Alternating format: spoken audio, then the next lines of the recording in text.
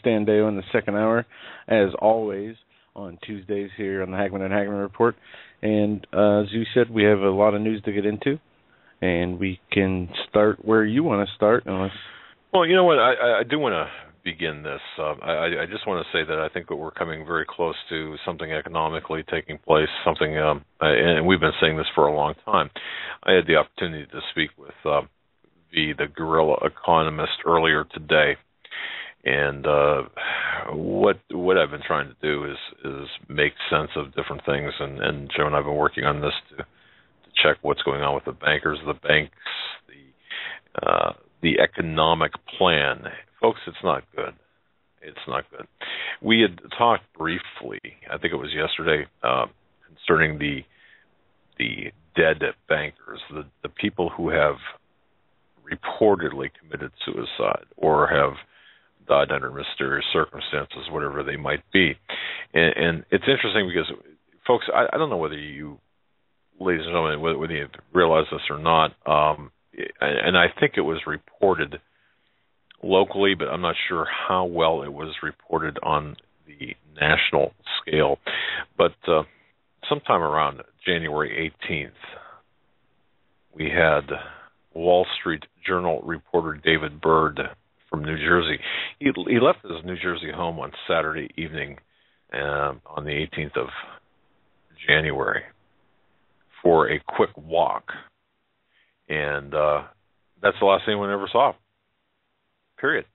Now, here is what caught my attention about this, aside from the guerrilla economist, Rogue Money, talking about this, and also the contributor to Steve Wales' financial alerts. But what caught my eye about this is here we have David Byrd, 55.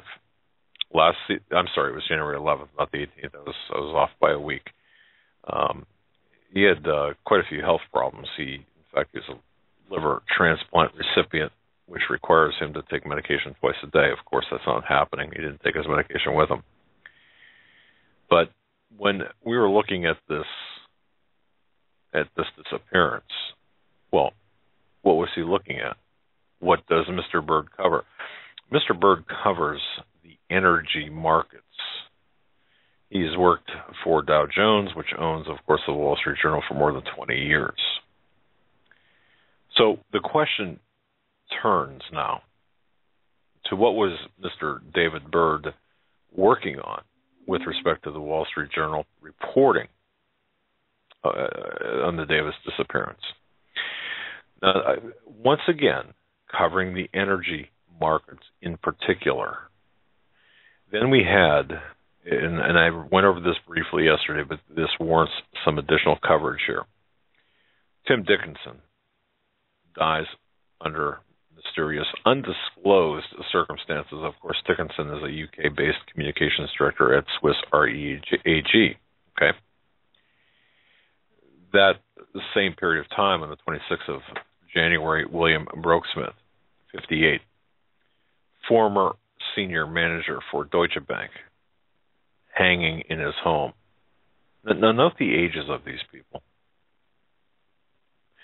Carl Slim, 51, the next day, managing director of Tata Motors. Well, he was found dead on the fourth floor of the Shangri-La Hotel in Bangkok. He supposedly committed suicide. He was staying on the 22nd floor with his wife. Okay, now, Tata Motors, it's important to understand the relationship between these people and events. We'll get into that briefly here in just a second. Gabriel McGee, 39 years old. January 28th. You're talking these are all happening a day, one day and the next day and the next day. Gabriel McGee, 39, a J.P. Morgan employee, died after, falling from the roof of the European headquarters in London. McGee was vice president of J.P. Morgan Chase, London headquarters. By the way, he did fall 33 floors. Now, the day after that, Mike Duker, age 50, Duker, very well respected man. He worked for Russell Investment for 5 years. This is the guy that was found dead close to the Tacoma Narrows Bridge in Washington State. He was reported missing on January 29th. Now, police say, well, he could have jumped over a fence and fallen, some 30 feet to his death. The police are treating the case as a suicide.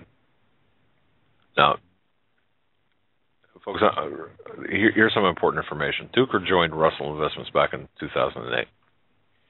He wrote for Market Outlook Financial Services publications, and he's the creator and developer of a business cycle index that forecasts economic performance published monthly on the Russell website. But his algorithm, his formula,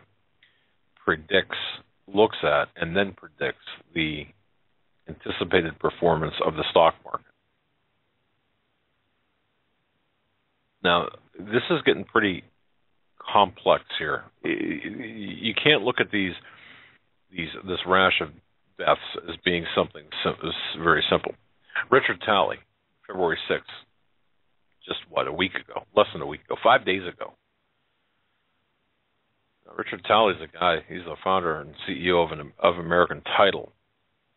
And remember that, American Title. Think mortgages. Talley was under investigation by insurance regulators. Well, he was found dead in his home, and Joe and I were talking about this yesterday. Talley was the guy that said that received multiple self-inflicted, in quotation marks, gun wounds from a nail gun. Well, he shot himself 7 or 8 times with a nail gun. I mean, you can't make this stuff up.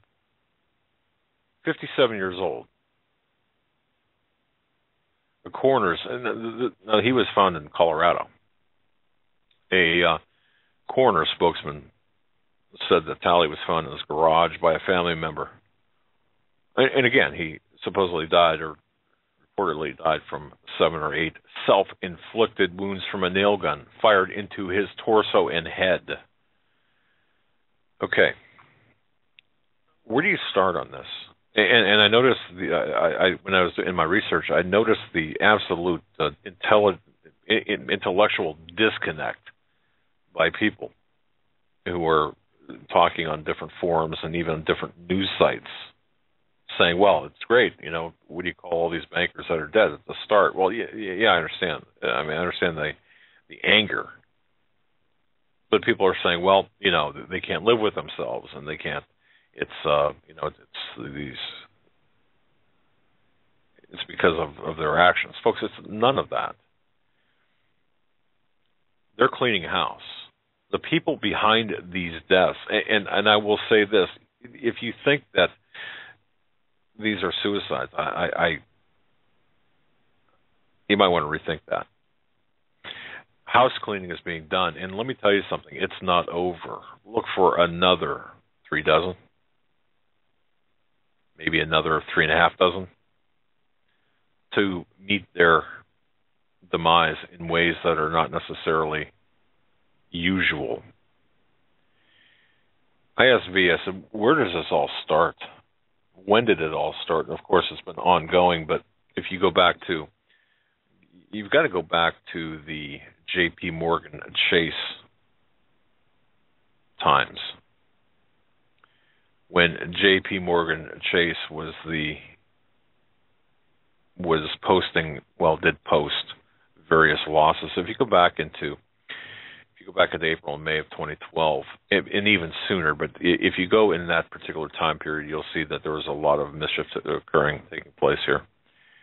That's when, of course, the chief investment officer of J.P. Morgan Chase, Ina Guru, was put under the spotlight because of her involvement in derivative transactions, trading, credit default swaps, and so on. But at the I'll just say this, if you consider every death so far as a spoke on a wheel, the hub on this, in my view, based on my research, J.P. Morgan Chase. interesting because I think one of the first articles and one of the first public interviews that the guerrilla economist did was on our show. And he said, the losses by J.P. Morgan Chase, the London whale, remember that, folks? The term, the London whale? Well, do you remember the talk back then? It was a billion or hundreds of millions in losses. Then all of a sudden it grew to $1 billion, then $2 billion, then $7 billion, then $9 billion. The exposure in total to J.P. Morgan Chase is over $100 billion. And that's where it started in earnest, I suppose, looking at this. Now, jump ahead a little bit. You'll recall that Deutsche Bank, remember V talking about Deutsche Bank? On May 14th, on this program, on May 14th of last year, on this program, V came on and said, high-level insider trading is going on. The entire economic system is hanging on the precipice. It's much worse than it was in 2007. One of the largest banks in the Eurozone, Deutsche Bank, well into the danger zone. Deutsche Bank, big bank, biggest bank in Germany, one of the biggest banks in the Eurozone. They're going to go belly up. Watch it. Watch it. I said it. It's going to happen. I'm quoting him, quoting V. They are in such a danger zone, they don't know what to do. Deutsche Bank's derivative debt is greater than the global economy. That is one bank, $72 trillion in derivative exposure. The entire global economy, all countries in the world, is only 66 billion or 66 trillion GDP versus their 72 trillion in derivative exposure. That's one of the last year's program. I mean, his track record is amazing going back to 2012, as is Steve Quayle's with V. In January of 2013, on this program, V said that Japan would begin the primary currency war. And what's taking place right now? A currency war. You know, it was back then that V predicted that the Dow would climb well over 15,000, and that did happen. And that precious metals like gold and silver would be forced down to push the dollar down. Well, since his predictions on Japan, this is back in when he made them in January, in May,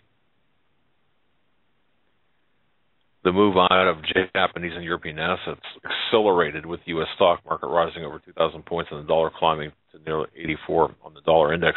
So what I guess the reason I mention that is to say that V was absolutely correct. Going back to the banker deaths and to kind of summarize this, look at what happened with J.P. Morgan. Folks, you do know that J.P. Morgan Chase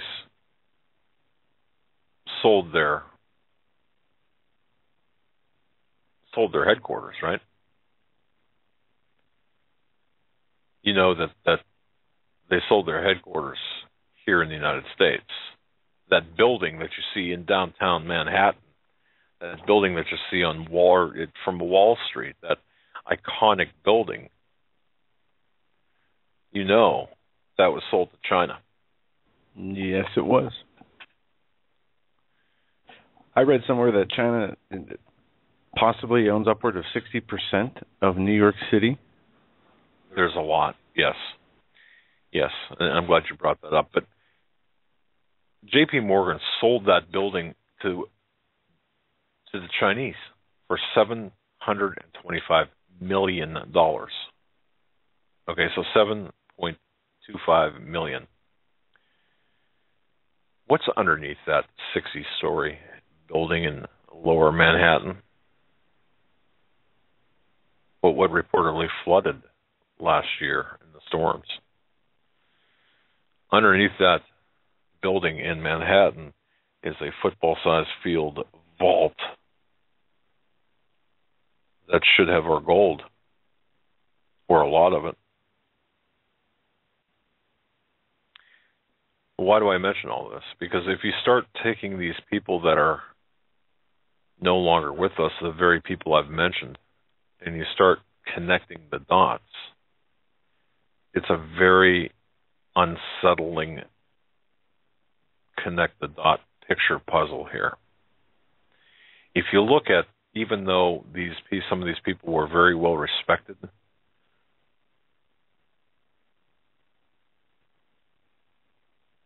I don't think I mentioned Dick Weithner in this,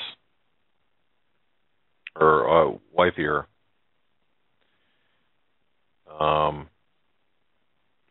By the way, the Swiss REAG Dickinson company connected with the Swiss bank vaults. I mean, this is all about money. This is all about gold or the lack thereof. This is all about these running of dirty schemes. This is all about these people knowing where the bodies are buried, in some cases literally.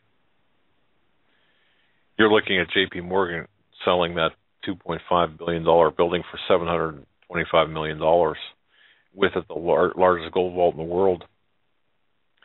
We know that gold has been replated.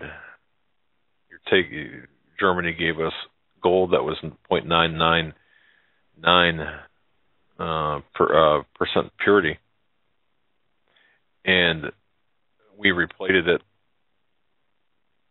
We offered them some gold at 0.993 purity with different serial numbers. What's that all about? Oh, that's a conspiracy theory. Right. Those labs are wrong, and that's, the gold was not messed with, okay? I mean, maybe it's sitting in the vault so long and aging, some of the gold evaporated into tungsten or changed into tungsten. Yeah, it does that. And this would be like me. Just like putting, coal. If you put coal into a bank deposit box for 100 years, you'll get a diamond, 100 years later. Have to have a heck of a lot of compression on that coal, but yeah. I suppose if you put it between the cheeks of never mind, I won't go there. but here's the deal, folks. This is a war. I'm convinced, and I had the distinct pleasure of talking with V twice today, and at length. And he said, it's over. It's the days of the petrodollar, U.S. petrodollar, are over. This whole petrodollar scheme is over. And you know what I found absolutely amazing, Joe? I got to tell you this. Some time ago, W was on the show last night, our intelligence insider, the last hour. And I wasn't listening. He was? Yeah. Oh. I'm going to take that Nerf bat, smack you so hard. No, he did a great job. It was good to hear his insight on what he was covering. Well, I remember a conversation we had. This is maybe a year and a half ago, and he said, that the oil wells in Saudi Arabia, they're dying. There's not the output of Saudi oil, the oil in Saudi Arabia, the Aramco oil, the Saudi oil, the wells were damaged. A lot of them are running out, but a lot of them were damaged during the first Gulf War. What's Syria all about, in addition to changing the geopolitical scheme? It's about energy. It's about buying the future for the next 50 to 100 years. And no, I'm not going to go on the offshoot of Chris Matthews and Benghazi, but that's what Benghazi was all about, just to topple Assad, of course. Somebody sit down with Chris Matthews and tell him that. But this is about oil, energy, and the future. And, Iran has more oil than Saudi Arabia and Iraq combined. Now, what's their issue with nuclear power? Well, it's difficult. Well, it's easier. I'll say it this way. It's easier to refine oil with the nuclear power capability than it is to use other means to power the refineries. Now, the ECB is already setting up currency swaps with the Chinese. Our allies, have essentially abandoned us. Entire petrodollar scheme is about to collapse. The creation of the Chinese petro-yuan is growing. We know that China has grabbed a lot of gold, lots of it. We know, let me just toss this out for you folks.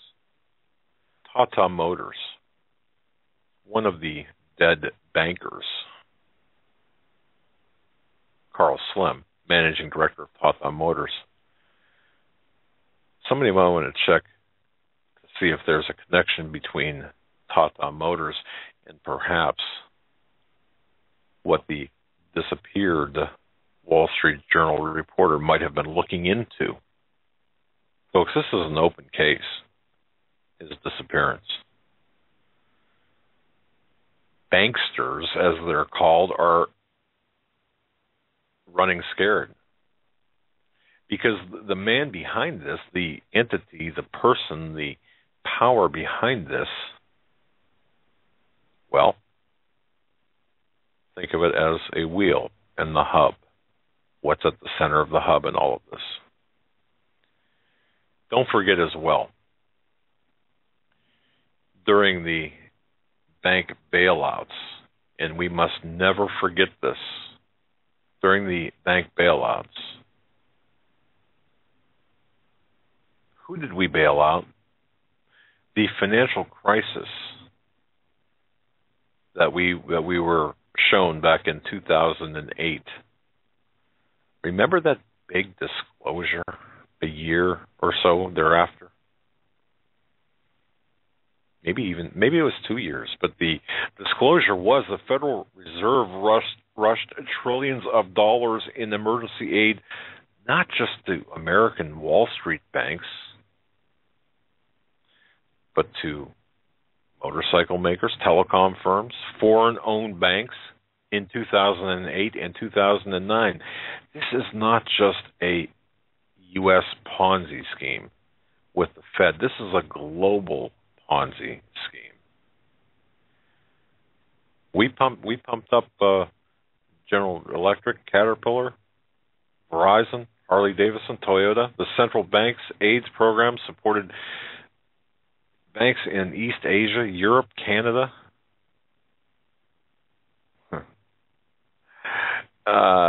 While some of the world's largest banks, the biggest users of the Fed's lending program, were some of the world's largest banks: Citigroup, Bank of America, Goldman Sachs, Swiss-based UBS, Britain's Barclays. Remember when Bernanke, I think it was Bernanke, said, when he was asked, where did the money go? Are you going to tell us? He said no. He said hundreds of banks that are connected to the Federal Reserve banking system, and Bernie Sanders was asking him the questions, and he said, tell us who they are, or tell us who tell the American people where 2.3 of their tax dollars went. And that's when he said hundreds of banks, and the follow-up question was, tell us who they are, and he said nope.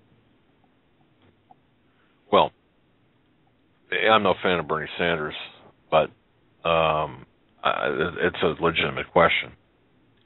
But see, we almost bit the big one with respect to our financial situation back then. Back in 2008, of course, we know that.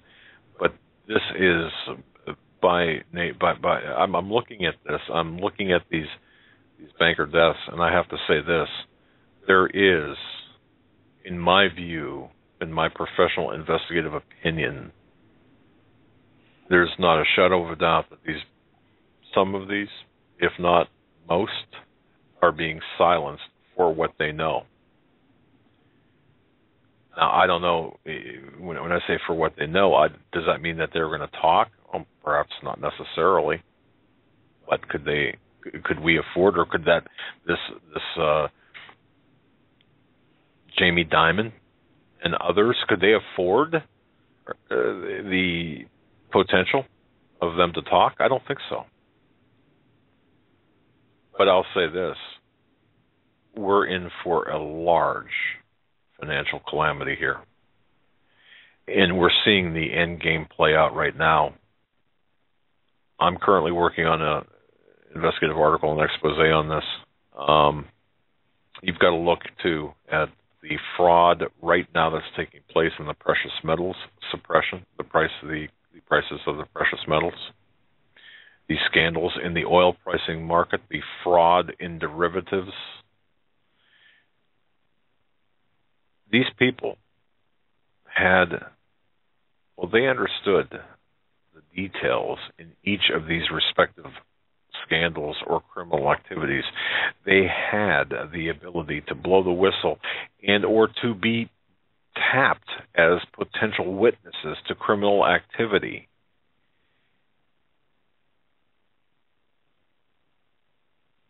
Yeah. And it's not going to stop until we see this all come collapsing down like a standing row of dominoes put together, and it's going to happen. One last thing, and I'll turn it back to you. Folks, I think, did you just ask me why China is buying all the real estate up here in the United States? Did you ask me that question? No, I didn't say why. Well, maybe I did ask why. I think maybe you made an affirmative statement that they are. They are, yes. And why would they buy it when they probably plan on just coming to take it over anyway? Well, the mainstream media, the feel-good story is it's a good investment. If you watch CNN, Bloomberg, their videos, if you watch MSNBC, it's because the Chinese know a good deal when they can see it. That's why they're buying property in Florida and other places sight unseen, because they're sold on great buys. Can you imagine Mr. and Mrs. Average American living and listening to this program? If you're in America listening to this program, or I'll say North America listening to this program, now just picture this. You go to a meeting at the Ramada at the airport, and the guy's up there with an easel and a couple of good, a nice projector and a couple of good presentation boards, and they say, "Hey, we got some great brief for you." Sight unseen, you're going to chunk down an average. The average right now is $425,000 per person per purchase, cash for the property. But the commercial properties are being purchased by the Chinese. Why? Here is the chilling truth. Why? You know all those sweatshops, all those Chinese underage slave labor, young people working in sweatshops for $1 a day? That's going to be your kids, ladies and gentlemen. That's going to be my children. I don't think so. Well, okay, grandchildren or great-grandchildren, if, in fact, we do nothing about it. I was going to say, if you're lucky enough to find places of employment in the future, if we're lucky enough to have the freedom to live, to be allowed to live. Correct. Because Correct. we see that's a good caveat, and that's not hyperbole either. That's a very good caveat. yeah, I mean, what we're seeing here is a destruction through spiritual wickedness in high places that has encompassed the whole globe and all its political and economic and societal places that influence, of influence. We have evil in the highest offices of politics in America and in most other countries, in the top offices in banks and financial institutions, the non-governmental organizations like the UN and the World Bank, and these places have not only been founded through Satan and his influence of men, but also going back to what the Bible says about men's imaginations and then the desires of their own hearts. That's how these things have come to how far they have. Satan will whisper in their ear, you can have all the money in the world, you can have all the fame in the world if you just do this or that. And the people's own desires and the people's own imaginations say, yeah, I can do this. That's why the Bible says, not by works. We're not saved by works, nor should you boast about your works, because works could make you prideful, could make you boastful, and we are not to be boastful. But the imagination of men is what the influence of Satan plays on. And men worshiping their own creation, or what they do, their work, and it even could be good works. You could do something good, and if you sit there and brag about it and say to yourself, I'm a great person because I did X, Y, and Z, well, you are being deceived. It's not that you're not good for doing that. It's that you are being we're not supposed to take pride. The glory goes to the Lord, not to the people.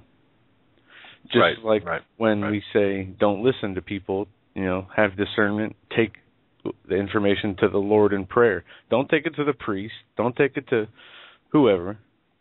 But see, Joe, the big thing in my view right now, yes, I agree, and this is a spiritual battle. I agree.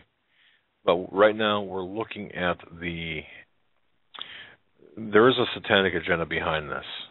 But what people are going to see, I suppose, let me put it this way, what your uninformed, non-spiritually connected neighbor is going to see and experience is this headlong rush into a complete global dollar reset, where we are going to lose 70 to 80% of the purchasing power of our fiat currency. We're going to have the cheapest workforce in the entire world. It's going to be your children, their children, that will be in the sweatshops. China is going to be culling the workforce here, which is why they're buying the property here. Now, I'm going to segue into something else. Folks, keep in mind what I just said about the bankers. Keep in mind what I just said about the push for the future. This is what they want. They're investing. They're looking for the future. They're buying they're buying the future. Keep in mind what I said about the oil in Saudi Arabia. And folks, you can look the work of Paul Sperry and others, Jack Cashel, and it's funny. It's funny to see these people. They're certain, how they're marginalized. It's incredible to me. Their message is vital. V's message is vital. Steve Quayle's message is vital. Dave Hodges' message is vital. But see, here's the thing. Along with this, what's the prize here? In addition to buying the future, what's the prize here for the satanic agenda? It's the children, right? A lot of it. I mean, I know where you were going or going to go with that, Joe, as you were reaching for your hot button there. But see, the prize is the souls of as many souls as they can take. Right. I mean, they want your soul. And unfortunately in this country and across, mostly in this country and across the world,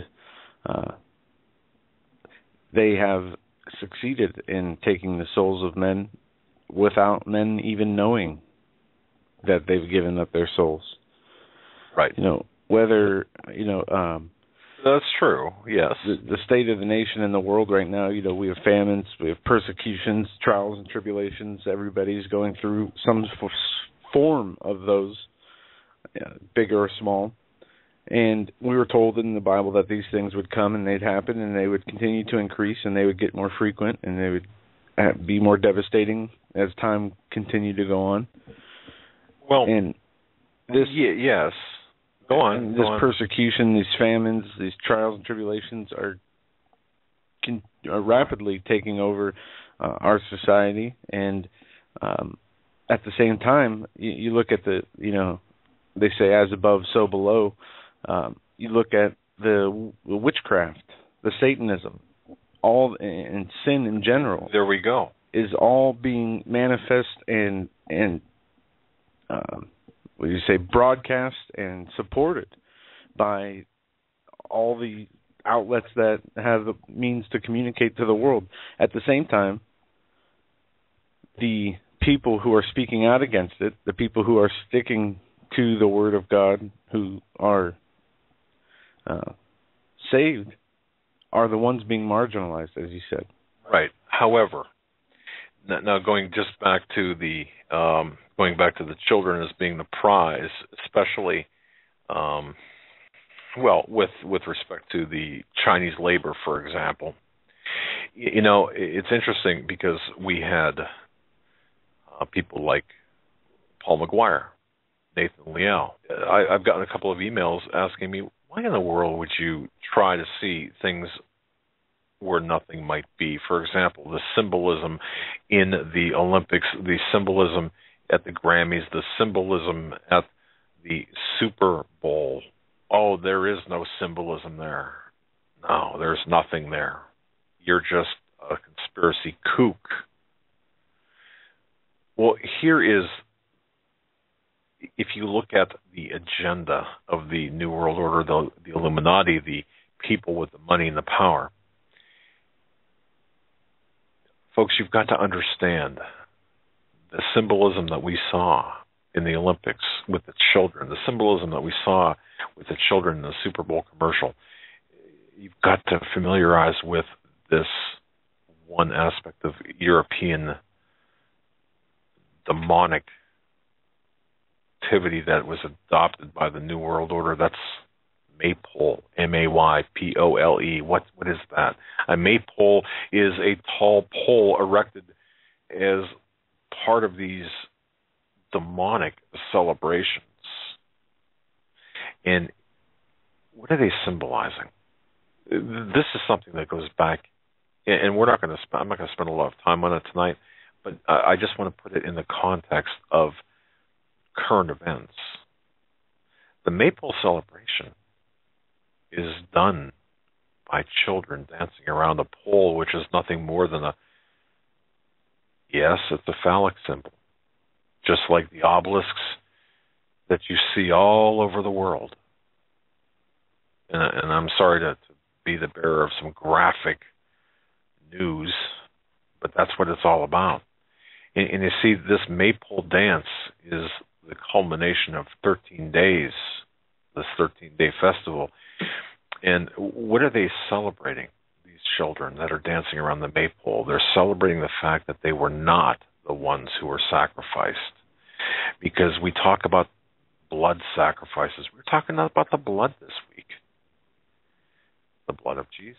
But blood is also an empowerment to the occult. It's part of, what do we see on television all over? It's programs about the vampires, about blood and this and that. Blood, guts, gore, yeah. Yeah, okay, so if you look at this, folks, this is deep in terms of, in terms of what is being presented to us, what is being these occult holidays, the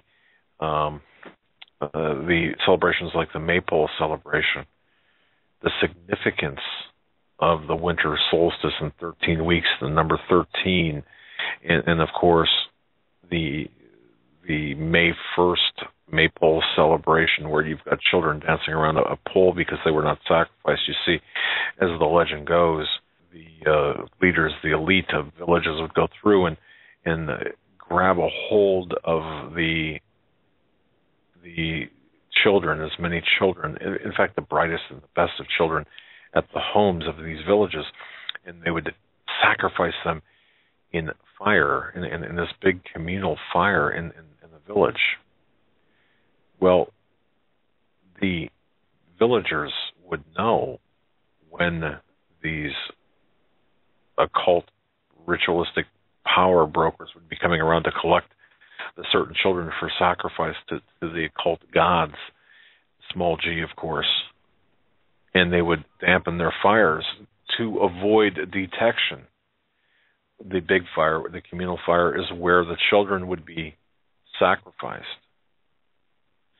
And the more grotesque, the more worse sacrifice there was, pleased God, the gods, the more pleased the members of the occult. And again, sacrifice burned in fire. And you see, when it was all over, all of the village people who had dampened their fires and put out the fires to avoid detection so their children would not be taken, had to go into town to get an ember from the fire or embers from the fire to relight their own fires at their own home. And what did they do by doing that? They took part in this occult ritualistic program, the celebration of child sacrifice. Think now of the Olympic torch, of that on a larger and more recent scale. This is what we're seeing happening right now, these ritualistic events taking place. You might deny these occult and Illuminati holiday traditions. You might deny the significance that they have to us in the current realm. But you're not going to be denying it when our children and our grandchildren and the little children of the United States are going to be enslaved by the Chinese, by the people who will take over our country, by the people. You see, the leaders, the power elite, the bankers, they have sold their birthright. They've sold their children. They have sold our children and our children's birthright out for their fiat currency, their enrichment, personal enrichment. This is what this is all about. So you're looking at a number of things taking place. You're looking at, of course, the global reset of the economy, but behind it is that Illuminati, ritualistic, symbolic, occult, twisted process, ritual. They're not only coming for us, they're not only coming for our resources, they're not only coming for our money, they're coming for our children, they're coming for our future. They're coming for the very people that we love and care for, and we're supposed to protect. Heck of a great job protecting them. That's not a slam against you folks at all. It's just the way it is. So when we talk about the rituals that we see in the Super Bowl, they're telling us what they're going to do. They're telling us what they're doing. When we see the rituals in the Olympics, they're telling us what they are going to do. Because, as you heard over the last couple of days, Satan, who does not have an original thought, has got to play by certain rules and let you know the groundwork, let you know what's taking place. And that's why this is so important. That's why we talk about these dark days, the 13 days between April 19th and May 1st. Even though spring, of course, is just a great time of year, there's a darkness. And that darkness, that evil, is this full occult holiday between April 19th and May 1st, the 13 days. This 13-day span is some extremely important, a very important time. The sacrifice preparation, the kidnapping, the holding and ceremonial preparation of young people for human sacrifice. Folks, that's coming to this country. We can talk about it in the practical with the dead bankers. Oh, that's indeed part of it. That's a big part of it. We can talk about it with the global reset. That's a big part of it. But propelling this whole process is the satanic agenda. So, folks, I would urge everyone, and we'll do a program on this specifically on the Maypole celebration, the Beltane Festival.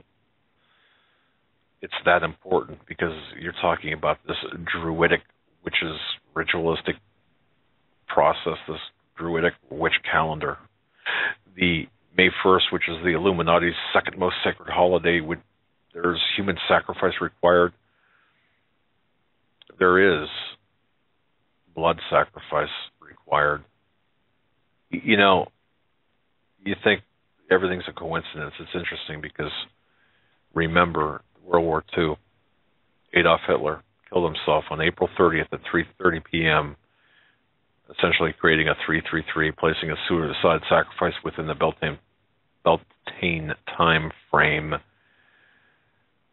The Maypole celebration, of course, Maypole originated from the celebration of Beltane.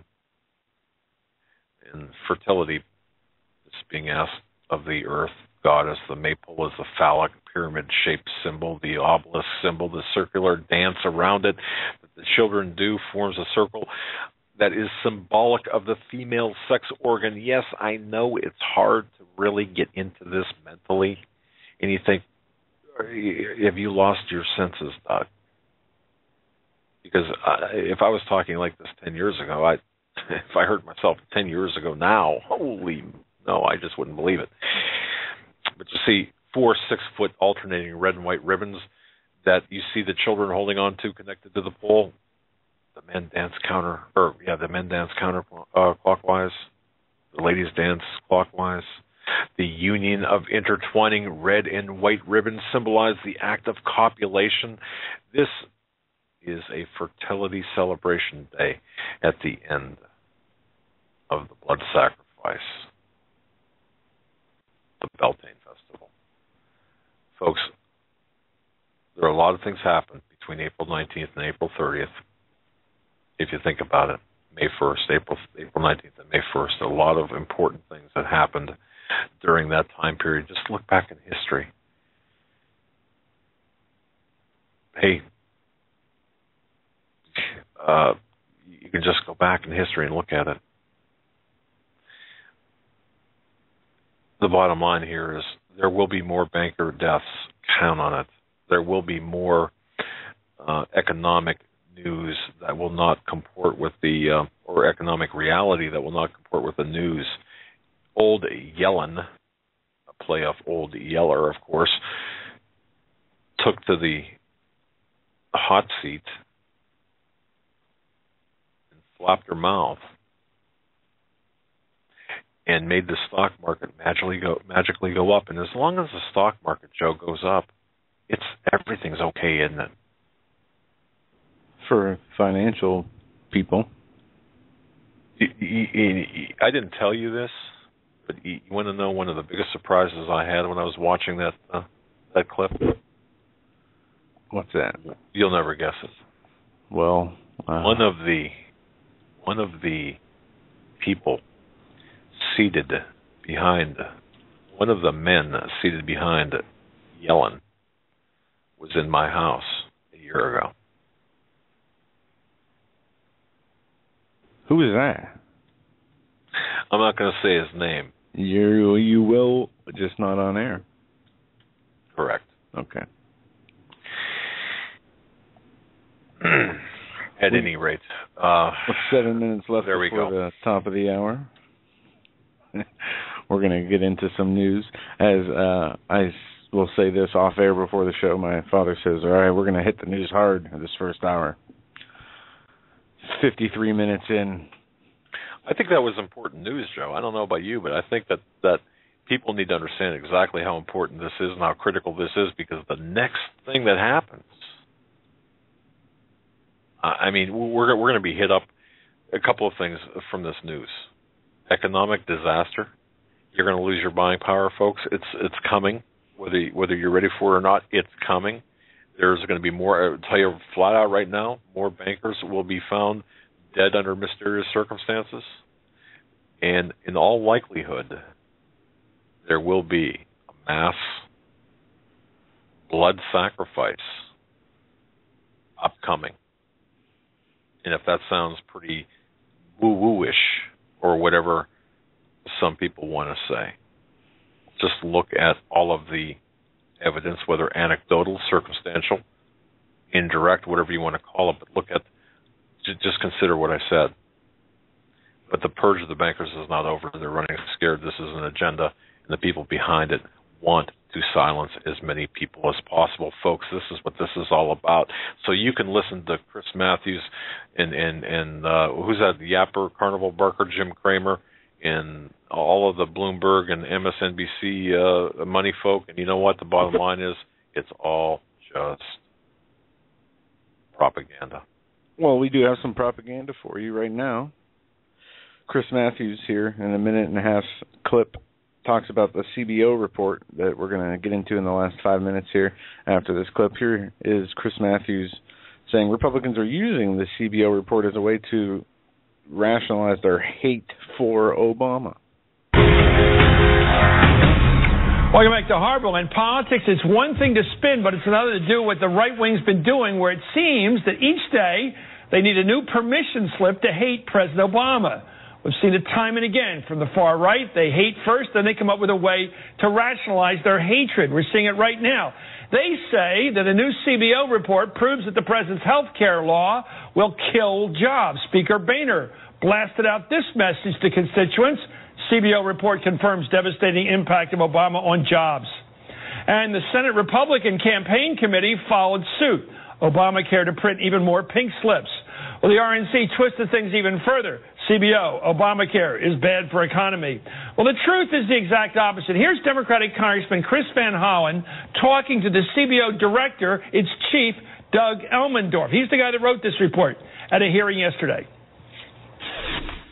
CBO estimates that the ACA will boost overall demand for goods and services over the next few years.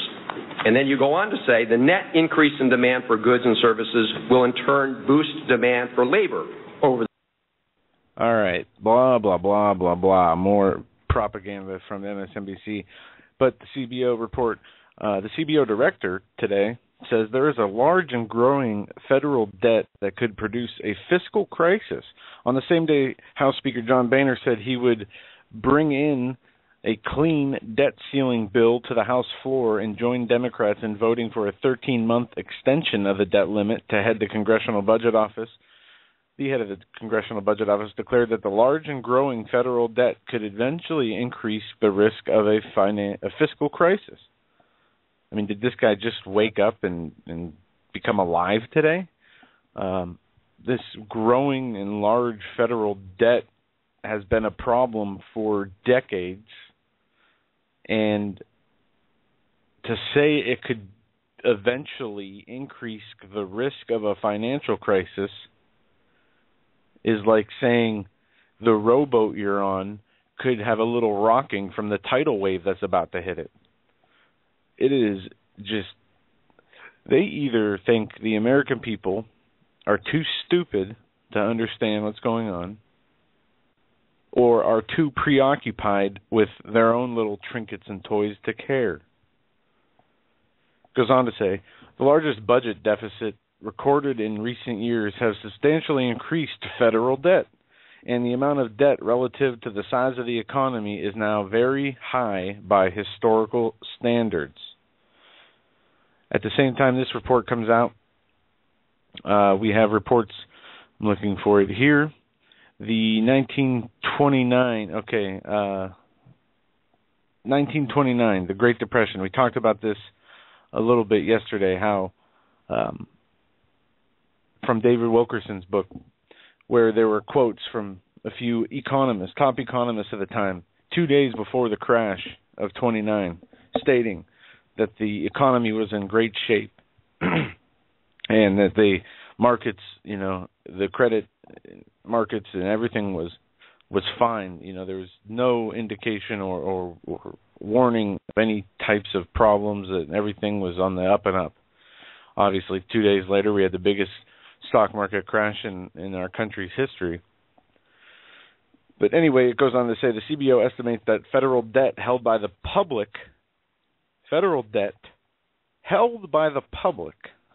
will equal 74% of the GDP at the end of this year and 79% by 2024. Such a large and growing federal debt could have a serious negative consequence, including restraining economic growth in the long term, giving policymakers less flexibility to respond to unexpected challenges, and eventually increase the risk of a financial crisis in which investors would demand high interest rates to buy back government debt. And it just gets worse from here. It's just so crazy. We have the House voting to freeze the debt ceiling until 2015. Okay, you can freeze the debt ceiling per se, but just because you say it's frozen or it's not, the debt is not going up. Just like we had the record 100 and some days that the debt ceiling or the debt stayed the same this year or last year, the end of last year.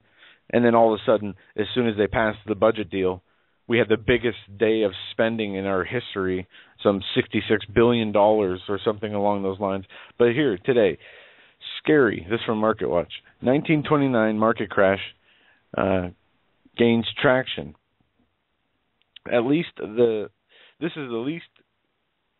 Okay, here we go. There is an eerie parallel between the stock market reaction behavior and how it behaved right before the crash in 1929. That, at least, is the conclusion reached by a frightening chart that has been making the rounds on Wall Street. The chart superimposes the market's recent performance on top of a plot of its 1928 and 1929 trajectory. The picture isn't pretty, and it's not as easy as you might think to wiggle out from underneath the bearish significance of this chart. He goes on to say, I should know because I quoted a number of the chart skeptics in a column I wrote in early December, yet the market over the last 2 months continued to more or less closely follow the 1928 and 1929 pattern outlined in the 2 month ago chart. That's horribly written. If this correlation continues, the market faces a particularly rough period of time later this month and in early March. One of the biggest objections I heard about the chart is that it's shameless exercise in after-the-fact retrofitting of recent data into some past price pattern. But that objection lost much of its force. The chart was first published in late November last year, and the correlation since then certainly appears to be just as close as it was before. So, to make a long story short, we are on a trajectory of economic devastation of the likes of which many of us, have never seen or never will see again. This is what they're talking about when they say global economic reset. With that, we're going to ladies and gentlemen, to our second hour of this Tuesday edition of the Hagmann and Hagmann Report. Stan Deyo will be calling in any moment now, and until he does, I'm going to jump on this IRS rules change that we didn't get a chance to get to in the first hour. Mitch McConnell backs a bill to curb proposed IRS rules on free speech. To boil this down, the IRS has proposed new regulations the day after Thanksgiving that would prevent groups seeking 501c4 status, tax-exempt status, they call these social welfare. This is social welfare status. It is going to limit them from. First of all, they're going to allow them to keep their donors private. It's going to limit them from running television ads. It's going to limit or deny them the ability to organize and get the vote out, doing voter registration drives, or handing out literature on any political issue. Now, some of these groups, and they're calling these the IRS secret police.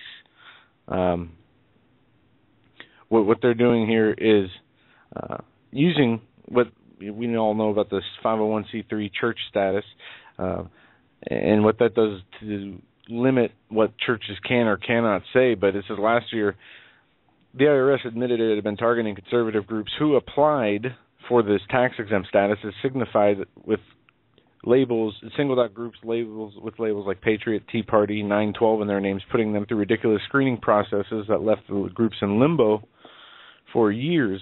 And we'll get into this more in the third hour.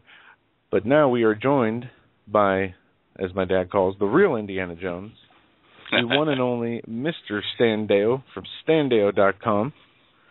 He is a guest every Tuesday here in the second hour. And Stan, it's great to have you back on the show. Good to be back. A few things happening out there. I don't know what you guys have covered already today, but the world seems to be moving right along toward chaos, especially the United States. Yeah. Yes, and welcome to the program, Stan. I just dominated the first hour with talk about the economic collapse, the dead bankers, the mystery behind them, and moving into China, buying up land here, and also the significance of Beltane and the Maypole celebration. So that kind of covers the first hour. Oh, kind of the good news section of the program.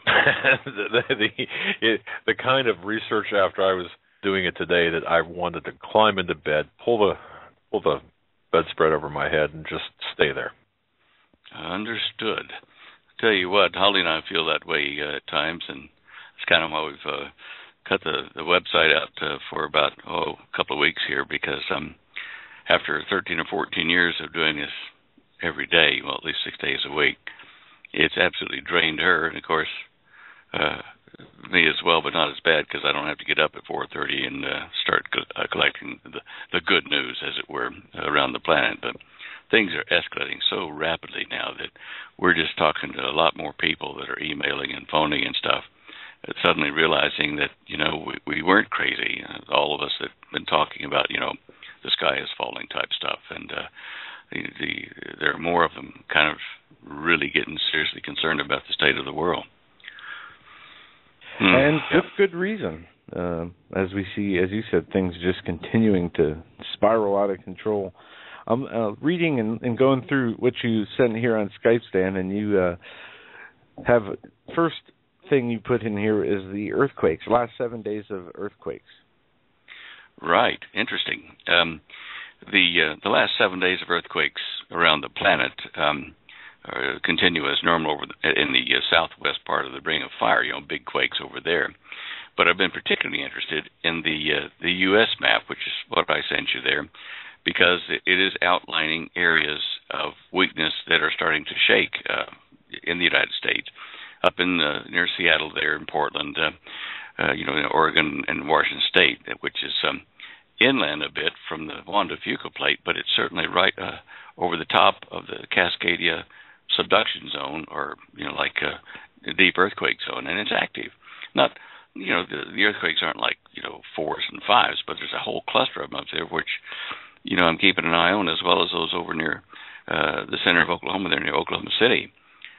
Those are magnitude-wise stronger than the ones up in the Washington and Oregon area.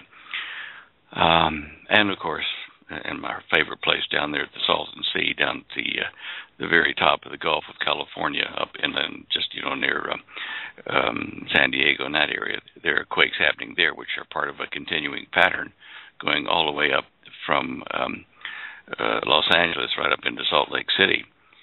I don't know. I don't think I sent you the current situation over at Yellowstone, but there are a lot of little quakes occurring there, right where I have been talking about, in the northwest corner of the park. And I do believe that we need to watch it. It's a very small, tight area where the earthquakes are happening, but these are right close to where the new vent, the possible eruption point might be for Yellowstone whenever it starts to go. It's in a pretty dynamic area of the park. You can see from all the mountains and rivulets that formed in the past ages when ash fell from it. But it's if you go to the earthquakes.volcanodiscovery.com and get to the map in Yellowstone, you'll see what I'm talking about. But that's the reason I sent that earthquake report, is because I think things are starting to become interesting on a global scale as far as areas that haven't seen a lot of heavy earthquake activity in a long time, and we're now starting to see them cluster. I mean, even down in Puerto Rico, down that area, you'll see on the map that there's a cluster of quakes around there in the last 7 days. Yeah. I'm just seeing a pattern forming, and I'm certainly keeping an eye on it. But thought I'd share that with your listeners and those in the chat room. Yeah, one thing that concerns me here, looking at your map, is, and I'm pulling up the USGS right now and go to the last 7 days here, all magnitudes, and we'll check out the U.S. here. You have, and in your picture, there is an earthquake. It looks like right on the Ohio-Pennsylvania border. Then there's two up in upstate New York. Is this where this is the New Madrid fault line would be? And it looks like down right by Memphis, there's another little quake. One at Memphis, yeah, that would be right in the heart of the New Madrid area. The ones up in New York are part of another fault line that was only discovered in the last 3 or 4 years, running underneath the Appalachians and up toward Montreal. So they're associated with that one more than with the New Madrid. Not to say they're any less threat, but just simply that they're a different zone. Okay, I was not sure if those would be connected to the New Madrid fault line, and it looks pretty, almost like it would be in line with where that goes, but and we see that swarm in Puerto Rico. I see they're still very active too. Yeah, well, this, the Atlantic is a bit of a growing mystery. The Spanish scientific teams in the last 2 years have been warning about a new plate tectonic border, like a fracture forming in the north to central Atlantic. Now, when I see Puerto Rico acting up like this, the number of quakes it's getting in clusters, I'm wondering if this is a side effect of the formation of this new tectonic plate, and that it's happening quicker than the Spanish seismologists predicted. I mean, they're talking long-term scales like, thousands of years and stuff, but we've just seen anomalous things on the thermal charts and the earthquake charts that I've done in the past on the Atlantic, and they form a line from the Bahamas and Florida, and it kind of does a jag near Puerto Rico and then over into the northwest part of Africa, just south of the Canary Islands, where we have the Cumbre de Vieja situation there. And I'm just seeing, like I say, thermal patterns, changes in sea surface temperature at depths off the northwest coast of Africa that do concern me, thinking this is not going to take thousands of years for this plate border to form. I have my suspicions about the seismic activity or pressures that may be forming off the New England coast of the United States as well, from Virginia Beach up in toward Montreal. There are just subtle little things that I can't put my finger on exactly, that I just feel from what I'm seeing is that area certainly may experience some seismic activity in the near future. Probably, coupled with the orbital proximity of the moon and its orbit around the Earth, and with the activity on the sun as far as coronal mass ejections and flares that might be throwing stuff at us and putting electromagnetic or electrodynamic pressures inside the planet. Just really, it's kind of neat to be watching all this, but scary at the same time. Yes, it is, and it's interesting to see how these Earth changes are escalating. We talk about this a lot, about how God sends his signals and messages in different ways, and we talk about how what Jesus said when he was here, how earthquakes and earth changes would increase, and catastrophes, calamities, hurricanes, all these things would continue to increase during the birth pains. And I mean, it seems like it can't get any worse, but oh yeah, it just, as my dad said, it feels as though there is something right around the corner that is serious in nature, to the point where it's going to affect all of us, and we all get these feelings. But at least for me today, that feeling has been burdening me all day. I don't know about you, but and how or what will take place. But it feels like something is really coming around the corner, and it's coming hard and fast, and it's going to affect us all. And we need to be prepared for this. I think this is, this kind of premonition type phenomenon that has been reported in the past, among groups of humans, is that they will sense a clear and present danger between them. Without knowing what exactly it is, they will start to be on guard or defensive, looking for what's happening. And this produces some strange behaviors in these clusters of humans. Nervousness, agitation, in other words. In some cases, sicknesses. They're more prone to viral and bacterial illnesses. People become more cranky, and marriages break up in modern times more frequently during these periods of threat. And that's the psychological effects that attend these things. But a number of reports of the last 2 or 3 years have been studying the behavior of human children in the modern world, and the gene structure of these new children is such that they are exhibiting not only higher IQs and higher inventive, indices, but they're also exhibiting some, I guess, what you might call, telepathy about events happening around it. Like they can sense, like animals can, when these earthquakes or volcanoes or other things are about to happen. How that works, I'm not sure, but it's been interesting reading and viewing that I've been doing the last couple of weeks looking at this. I have a pet theory about the human genome anyway, all the genetic structures of living things on Earth. And that is that at their inception, when these things were created by our Creator, that the double helix strand and the genes that were there and the sub-genetic mitochondrial structures, whatever, all these things were set like in a spring that's coiled, and it will gradually uncoil and spin out, as generation to generation passes. The next generation, the spring opens up a bit and more activity happens between the genes that would not have happened in earlier generations of living things, particularly humans we're looking at.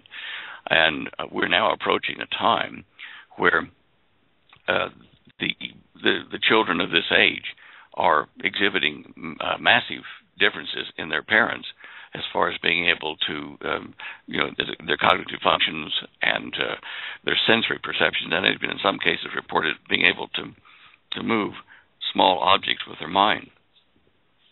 This came from reports in China, experiments they were doing over there in the last 15 years. So, yes, I think something is around the corner. They're just, I don't know, today I felt like a heaviness in my spirit and my body, just, almost like a aimlessness, if I can point in that direction. Was that something like you were feeling? Yeah, just in my spirit, just a burden, almost like a feeling, it's just like your dog is lost, that something's wrong, something's off, and you need to fix it, but you just, in this case, you don't know what's wrong or what you got to do to fix it. Yeah. Look, I guess, over the last, 20 years or so, a number of us have been early harbingers of these things and trying to get people all over the world to prepare as best they can, prepare their families and their businesses for, a loss of say, grid energy sources for them, gasoline, petroleum type things, and also electric grids. Just knowing that things are heading in a direction which is unusual. And I do try to intersperse reading interesting news or seeing videos in scientific developments and in reports on the weather and humans and whatever. I sent you some of those links. I try to take my mind off of the dreary part and look at some of the neat parts that humans are doing. I sent you a link on a digital printer for computers that prints in 3D with a really good range of colors, so you can print almost any color, and it's not released to the public yet. But that link shows you that, and the reason I did that was because it reminded me of something that I did as part of a research project with an orthopedic surgeon down in Perth, probably, about 30 years ago. And at that time, he had a case which he had a twin pair, like twin boys that were coming to him for a treatment because one of them had increasing pains in the left side of his body, his leg and his arm, and stiffness of the neck on that side. And come to find out that these twins performed in a circus act where they did some extreme acrobatics, and one of it required the other one, the brother that didn't have the symptoms, to, in essence, hold a strap which was around his brother's neck, and he would spin him. And so, obviously we knew that something was wrong in his spine. But they were having a problem. They wanted to image this, and this is before the days of nuclear magnetic resonance and NMRs, that kind of stuff. And the surgeon was going to have to go in and get in there and find something that was broken and either extract it or repair it as best he could in situ. Everybody suspected that there was a broken bone or something in this kid's neck. Well, they started taking, at that time we had CAT scans, and so they came to me and said, look, we know you work in graphics and television 3D stuff. Can you write a little program to put together these slices of this boy's neck in that area there so we can see where we have to push and where we have to be careful of? Because once we open up the back and get into the spine, there's not enough light down there when it bleeds a bit. We don't want our instruments to touch this little 1 millimeter diameter artery that runs through his spine, through internal spine, because if we touch it with an instrument that's colder than the ambient temperature by just a couple of degrees, the artery collapses and freezes and squeezes down and cuts off the blood flow to all the rest of the spine below that, and then it paralyzes the person from that point down. So it was an interesting project, and I did write the program, and they took very small slices of the spine in that area, bang, bang, bang, bang, bang, and then I put them together into a 3D model, and this is 30 years ago, and so we could rotate it in the computer and see from all angles what was happening in that boy's spine, and we found a ruptured surface inside the spinal column there on a membrane that was allowing it to bleed into the cavity there and to produce an increasingly hardening type mass there from the blood and the blood serum that was left there. Anyway, they were able to see that and operate in a safe manner and save the boy. Now, here, 30 years later, so I'm looking at this full color 3D printer and watching it. You can see that video there, how it builds up little bits and pieces layer by layer until it has something built in 3D that you couldn't make on a machine, because this is doing it in slices so it can show cavities and everything. And it would be wonderful if we could apply that technology, making a 3D image of a person's spine, where the nerves have been, impeded by arthritis or by injury, calcium buildups, whatever. And I just think that, here we are on the verge of this now, about to be a very good thing to help a lot of people by imaging like this, and we're about to blow up the planet at the same time. But this is some of the kind of cool and good news that hopefully will be of use sometime, until the good Lord can come back here and, with a wave of a hand, make things repair. Just an interesting little thing that I picked up and thought, wow, I'll share this with your listeners because I just think it's cool. Anyway. Interesting. Stan, I saw this report, and the ICE experts, this is the main headline on Drudge right now. ice experts predict Lake Superior will completely freeze over this winter, and apparently this hasn't happened for over 20 years. Is there any significance to this? I mean, I understand Lake Superior is humongous. It's the biggest of all the Great Lakes. But for this to be a main headline on Drudge, is this anything to even concern ourselves with? Well, I guess, not having read the article, is it saying that the entire surface will freeze, or just a percentage of it, or what? It says that, well, first of all, there's a Great Lakes ice expert that says there's a very high likelihood that it will be totally covered with ice, thanks to the winter's record-breaking cold. Well, all right. I don't know that I'd heard that it ever frozen over like in recorded history, but I know it's gotten close in the past.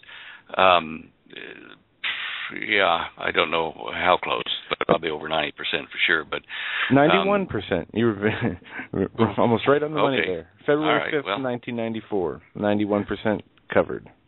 Okay. All right. Now, we do see here in Colorado, and I suppose a number of other places, that there are 20-year cyclic patterns in droughts and rainfall. But what we have been seeing in the last year is changes in climate rather than just weather, where it's a persisting temperature change and persisting type storms that are moving to different places on the planet. And, it doesn't sound like global warming when the Great Lakes are freezing over. The Lake Superior, obviously, it's lower down. It should be warmer. Well, what I'm thinking is that we have an extreme in the climate where we have extreme cold and wet versus extreme heat and drought. And those traditional patterns are moving. And in this case, I'm not sure where over the Great Lakes where that pattern is moving. But I do think that, saying that, okay, we're at 90-some-odd% coverage already in Lake Superior, that this might be moving further south into the United States and, of course, affecting from Maine right on down into Virginia and Pennsylvania for those of you that are in that area. Yeah, but what they're saying here is, and I guess further reading of this article, they're saying that this person who is a studier of ice on the Great Lakes says it will have a very strong influence on the regional climate this summer with the air conditioning lake effect. And it says typically the lake will start warming up in late June, but it will be August before we see that this year. And we know here, as we live, less than a few miles from Lake Erie, that the lake has a huge effect on the weather when it comes to storms coming through. We have lake effect snow. We have, cooler temperatures closer to the lake as the lake is colder or warming up. It does affect the climates locally. So, yeah, of course. Yeah, I guess if this Lake Superior freezes over, they're saying, it's probably not going to be able to swim in it this summer unless we have a warmer summer. Well, I think that we have to look at serious effects of it in relation to crops, in relation to businesses that depend on the traditional patterns of heating and cooling in the area. What is concerning me is that this is indicative of the North Polar weather drifting down more into the United States. I'm wondering if it's something as an artifact of when we had the Ice Age, the last Ice Age, and there was a wandering of the North Pole, because we know in physics that when you use electricity to go from one pole of a battery to another through say water, it will move heat from one portion or one electrode of the battery to the other one. So you can use electricity to move temperature. So looking at the Earth with electric currents flowing from the core up through the polar regions and back down in toward the equator and then back into the inside of the planet, when the internal magnetic field which generates our electric currents inside the Earth, when that starts to drift off of its traditional north-south pole like we've known, and we know that's happening over the last 3 or 4 years, it's become very obvious. When that happens, it's going to take the thermionic, or the thermal temperature change, due to electric current flow. It's going to take the ambient cooling with it off of the North Pole and down to where the new spin center of our internal, generator that's generating, the electric field of the Earth is pointed. And that's what I'm concerned about. I do see that the evidence of that now moving over your area there, and it may stop and zigzag back toward Europe or Russia or whatever. But it's this wandering North Pole, and like the polar vortices, these things are becoming part of the news, and it's the quantity and the severity of them that we have to watch. We may well still enter into a global warming condition around the new equator, wherever that is, where it's going to be, but we will see a massive disparity of temperatures, cold and hot, and this will create massive weather machines that are like super tornadoes, super hurricanes, super drought, super freezing rain and stuff. And I've talked about it coming for years, and doggone it, it's here. We're seeing the massive climate changes and the extremes. I'm sorry that it's hitting the United States like this, but it's also hitting other countries in the same manner, including Russia and all kinds of places. And Australia. Isn't it quite a coincidence that it's hitting at a time when, the economies of the world are in recession and pretty much some of the worst possible conditions they could be in, right? And the drought you talked about, the headline from a few days ago from Market Watch, Western drought spells killer grocery bills. Spring wheat planting is the next concern, and they're saying, much like the polar vortex, spiked demand and prices in natural gas in the eastern U.S., another weather phenomenon, a severe drought is threatening cattle, milk production, and food crops in the West. And they say that this threat can last for months or years, depending on the conditions, and drive up prices on milk and cattle futures. Oh, yeah. Yeah. You're not going to repair when you lose millions of head of cattle, like down in Texas and then in other states as well, in the Southwest. When you lose those from a current, livestock asset value, it takes years to build the herds back up again. They don't just happen next season when things get better. In our local area here in Colorado, we've been seeing in the wildlife changes. For instance, there are cycles of too many rabbits, and that's followed by cycles of too many coyotes to eat them. And we're seeing extremes of that this year where the coyotes are lean and hungry and there aren't many rabbits around. When those two come together, it's not good, for the environment. But food prices are going to go through the roof starting now. They're starting to escalate now in the United States, and I'm sure in Europe and most of the developed economies will see this. And we are all going to be in a 2 to 3 to 4 year depression, food depression, and price escalation, inflation because of this. It just won't repair immediately, and we see it happening now. So we know that we're in for several years of heartache, and with the unemployment like it is, people are going to go hungry and get very irritable. Absolutely, and you're seeing the price to feed the cows, the going up, the price of feed going up. It's just spiraling out of control. And I wonder how long until we see what some people predicted. A lot of people predict, there's going to be an economic collapse and the rioting will instantly ensue and all the stores will be wiped out, the food will be wiped off all the shelves. But my dad just said that there could be stores full of food and not the money or to buy them. People will not have the money to buy them. No, that's when they'll riot. They'll come to steal it because it's, my family's got to eat, they'll say, and, if it's there and the powers that be have made it so I can't afford it, I'm going to steal it. I'll take it. And this is where, surprise, surprise, the established government of the United States particularly will say, look, we found a use for these billions of rounds of bullets we bought. We'll control the situation for you, and everything will be okay. But if you try to steal from us, we'll kill you. Yeah.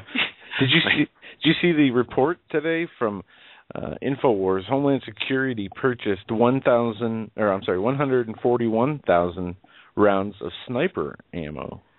Yeah, isn't that cool? Yeah, I mean, that means they're going to be hiding off somewhere to hit you. I mean, well, we were looking at things to talk about here on the show this afternoon, Holly and I. I guess it was probably around 2:30 or somewhere in that area. We were wrapping some packages of books to send out to people, and I heard this whoom, whoom, whoom, whoom, whoom, whoom, whoom, and it was this low helicopter coming over the house again. That happens. And so I noticed it, and we kept on working and talking, and about an hour later we hear and come right over the house so low it just sounded weird. It was not the normal helicopter sound. And I joked with her. I said, I guess they're mapping to see where we are. Maybe some of those sniper rounds will catch us. I don't know. But while we went to the barber shop together, we went to the same one as last week on Wednesday, and we came out and we're about 2:30 in the afternoon again, and this drone came over. First one I've ever seen, right over the top of us. And it was probably one of those, 20, 30-foot drones, but it's getting busy. It's spooky. Stan, did you happen to see, I'm going back here a little bit in the conversation, in Georgia, the empty shelves in that grocery store ahead of the snowstorm. They're going to have an ice storm there. Right. Wow. Yeah. I couldn't believe that. I could believe it. It just kind of punctuates what you've been saying about really people don't appear to be prepared. Normal, everyday people don't appear to be prepared. I call that somewhat psychotic behavior, because they were cleaning those shelves, and when people start throwing canned Brussels sprouts into their basket, I worry for them. Yeah, not my first choice, but okay. Yeah, but I mean, down in Florida where they have hurricanes every year, right? People still go crazy when they get word of a big one coming, and you'd think that they wouldn't be caught like that they'd have, larders that were stocked with stuff, months ahead of time, and generators and things to take care of them. But no, just like you said there, they do the same thing in Florida. They'll clean the shelves and they'll buy everything. And, there are a lot of foods out there that they would probably never, ever think about eating, but they'll put it in their basket just to be prepared in an emergency, because it's on top of them, instead of, doing it, the leisure way a long time ahead of time with buying stuff that you like to eat. Anyway, it's just silliness. Stan, I was talking to, if I can go here at this point, I was talking to somebody before the show, and we were talking about the potential deception, especially for the Christians but for the world in general. What do you think about? And I'm trying to go back to the conversation. He'd asked. He said perhaps you can address and I think you have in the past, but with our conversation as we have taken it from last week through this week through our different shows, it seems like we're prepared, or we're being prepared for a pretty large deception to take place, and I would say through the use of technology, that's going to fool a lot of people. It's going to be alien centered, and I know you've talked about this. We've talked about this before, but can you just readdress that for our new listeners? Okay. If you want to look at this from a dispassionate point of view, a non-religious, non-political point of view, stand back and look at the planet Earth as a member of, let's say, some of the richer families that run governments around the Earth. When you look at the Earth as a whole entity, it has a population of humans, among other things, but a population that needs to be ordered and brought together so that we can build a harmonic system where our consumption of the resources around us does not exceed the supply of the resources around us, whether it be food or energy or whatever. And you would stand back and look at this and you'd say, okay, now what we really need to do is get people of the planet, not so much the leaders, but the people, to agree to setting up a global system, a global community where we share, the same dollar currency, whatever it is, and where we use the same kind of technologies across the board, and where education is uniform, and we treat ourselves as a big super state so that we can have the chance to save ourselves from ourselves, to order the consumptive demands and whatever. Okay, now this kind of a discussion went on back in the late 40s in the United States, and there were a number of leaders at the time that people didn't know openly that were involved in this group, and they said, okay, look, nice idea, but look at what's happened to the League of Nations. It failed.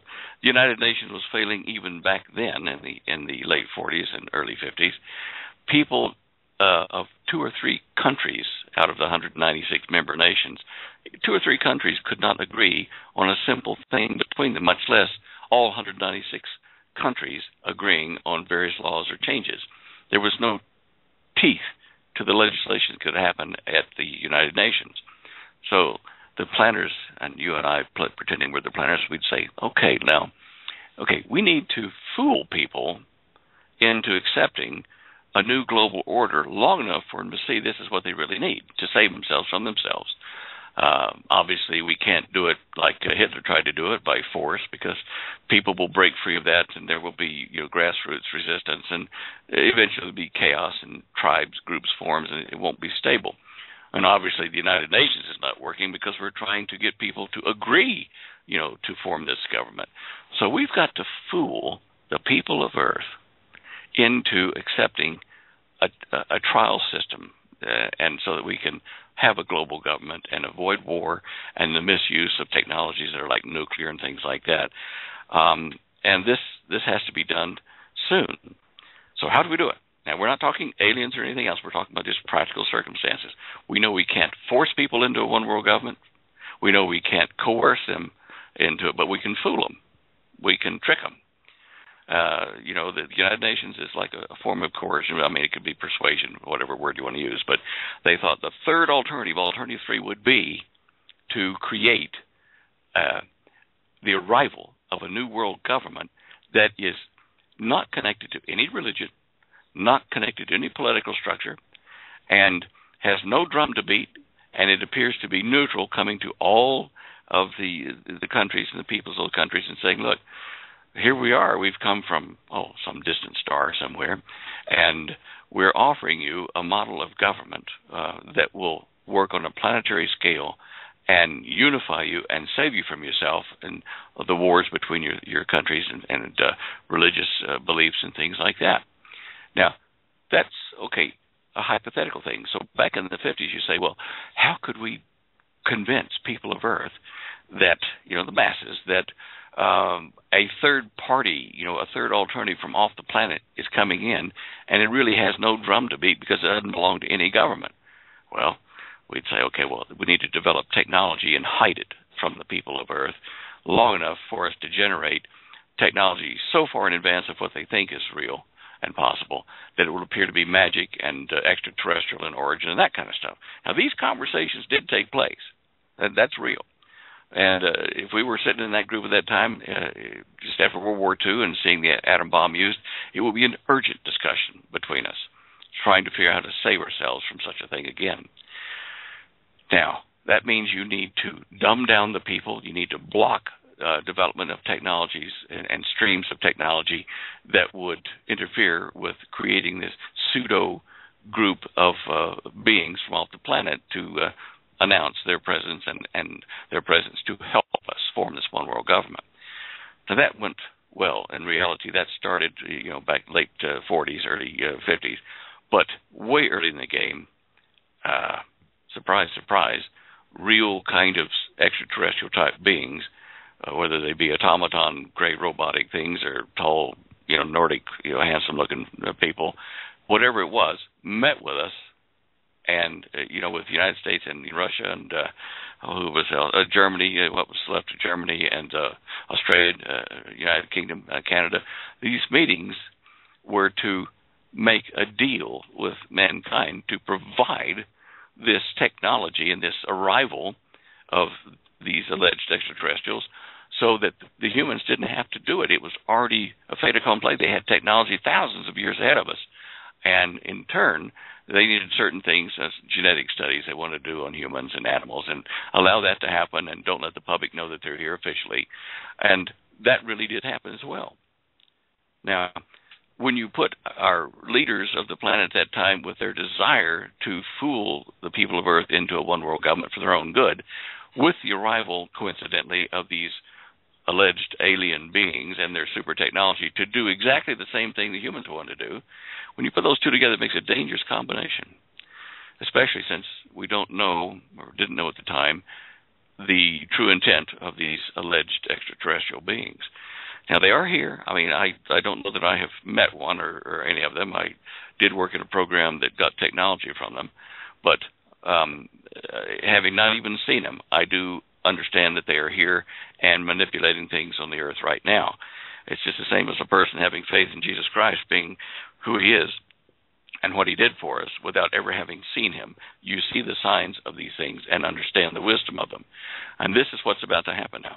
We're going to have a fake return of the Messiah, a fake return of the Mahdi, a fake return of the Buddha.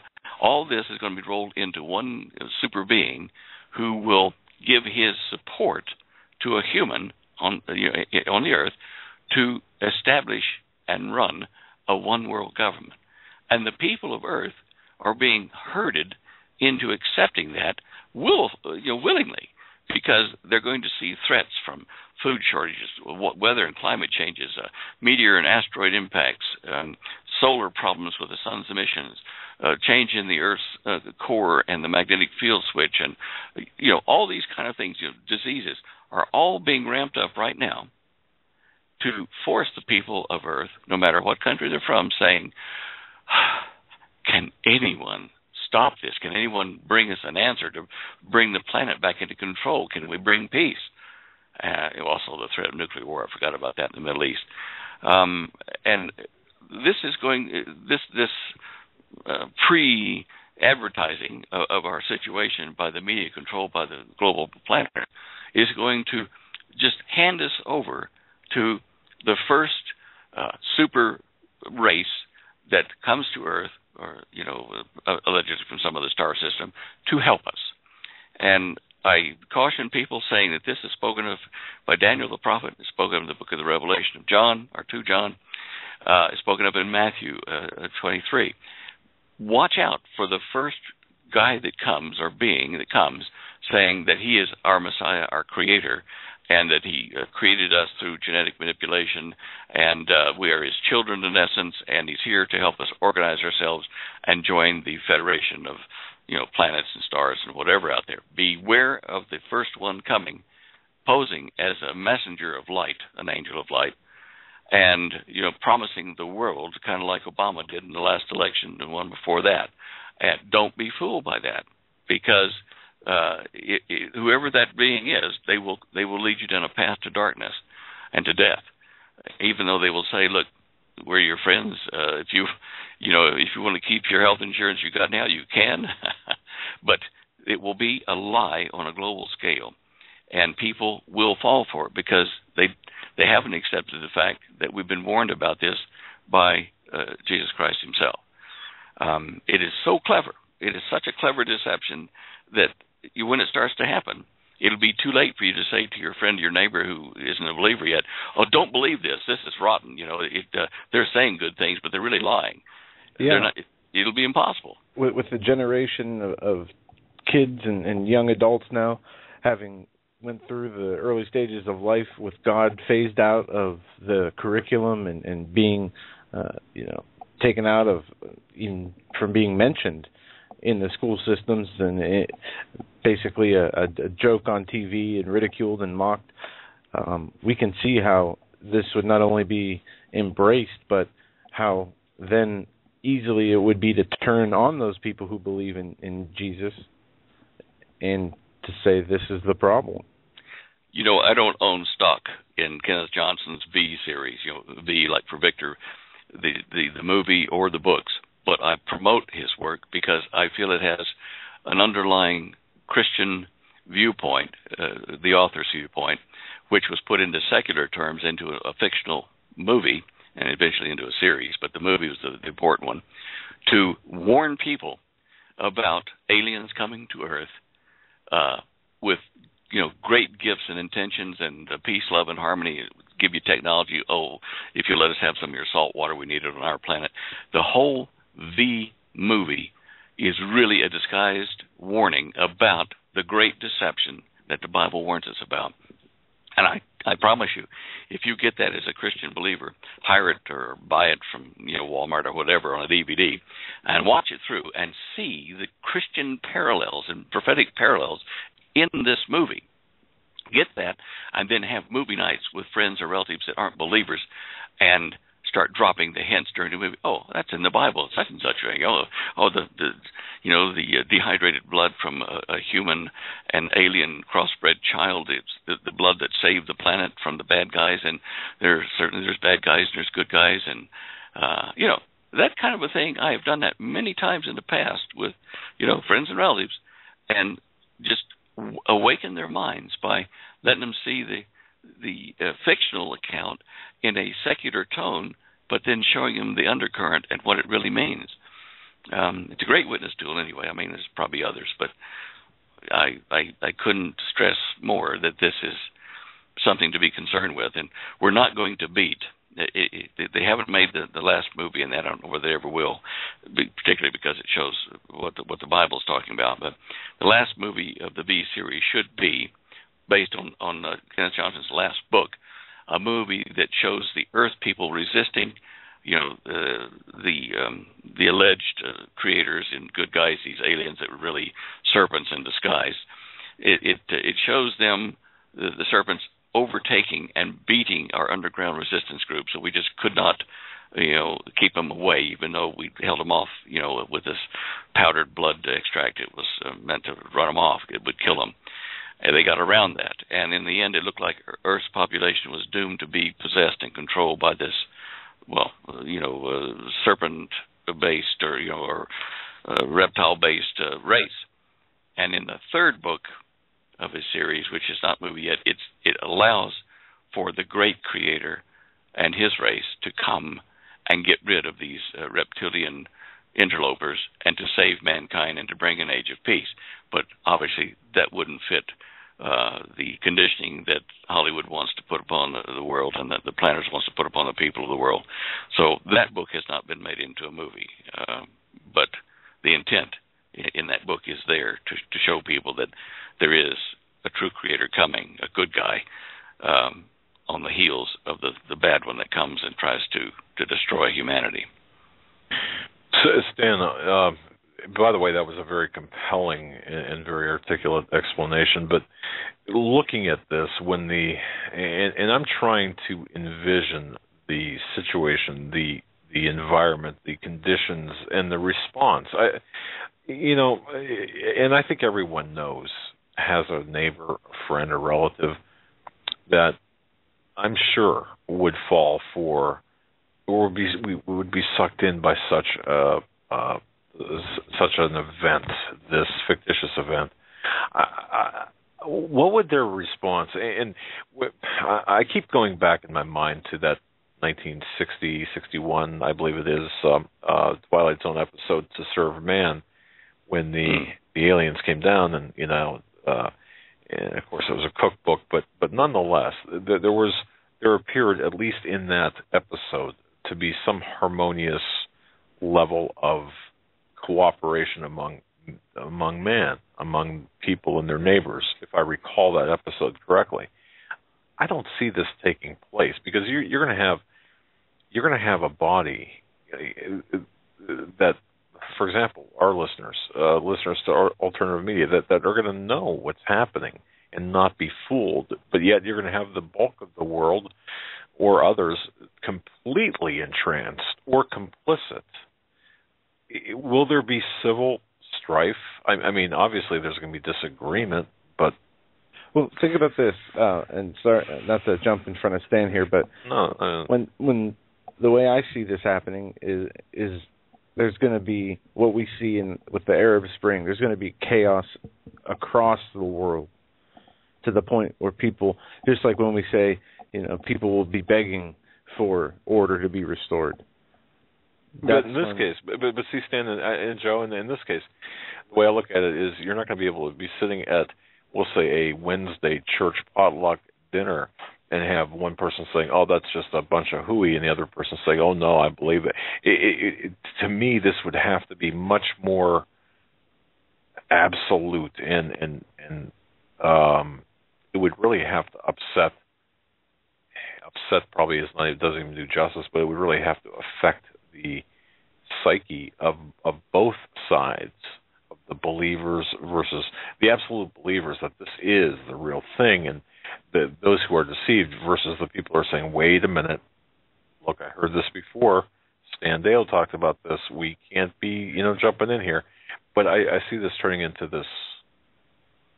It's almost like a civil war, or if there's going to be a lot of people being quiet. I mean, those of us who understand what's happening will be probably afraid to speak out openly. It'll be underground type meetings because we will be the enemy.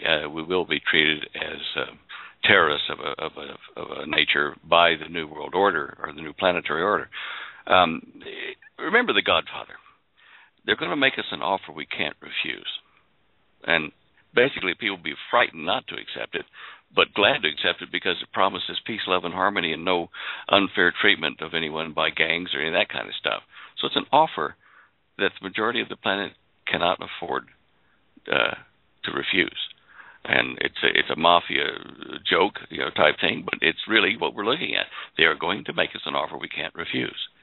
And fear is going to be one motive, the driving force, because obviously the aliens could kill us, destroy us, serve us as food. I mean, a lot of scenarios have been presented like you were saying. But on the other hand, they could be our Messiah, and could bring us peace, love, and harmony. And so what have you got to lose?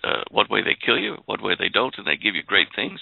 All together there, it makes take the offer. And people that don't take the offer, like us, that are warning about this, will be looked upon as, what are you, an idiot? It's an offer you can't refuse. It's a win-win. So there'll be that component thrown in there too, Doug. In the church meetings, they will ostracize you, and eventually, I'm sure, legally, the new order will put a lot of us to death if we're still here. Understood.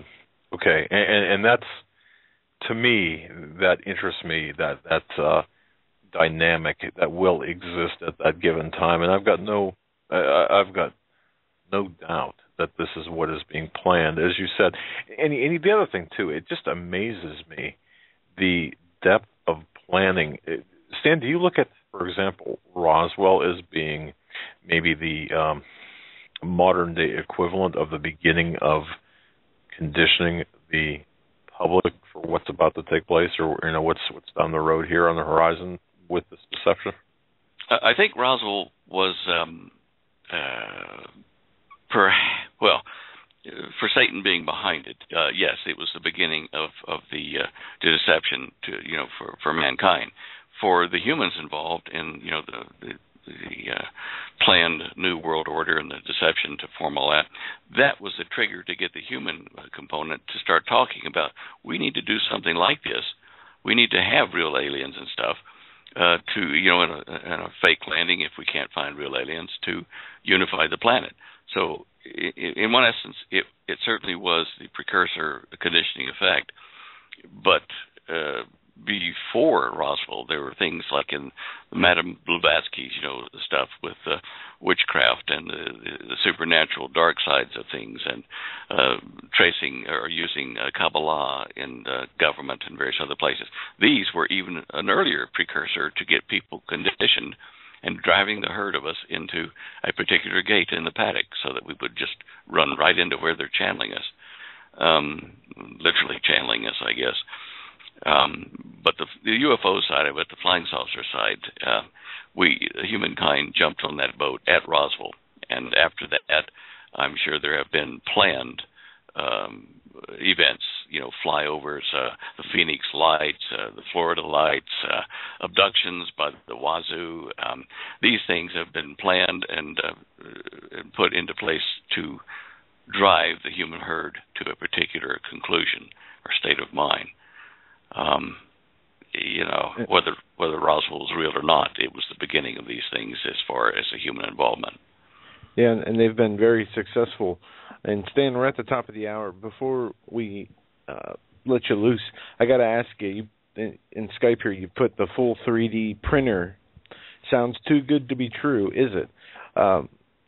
Can you explain a little bit about this 3D printer and how? Oh, sorry. I guess I mentioned that a bit earlier about being able to reproduce things, but now if you want to make a complicated object, to sell or to put on your mantle or whatever, let's say you want to make a ball with hollow parts to it that are not seen from the outside, but the outside of the ball is solid.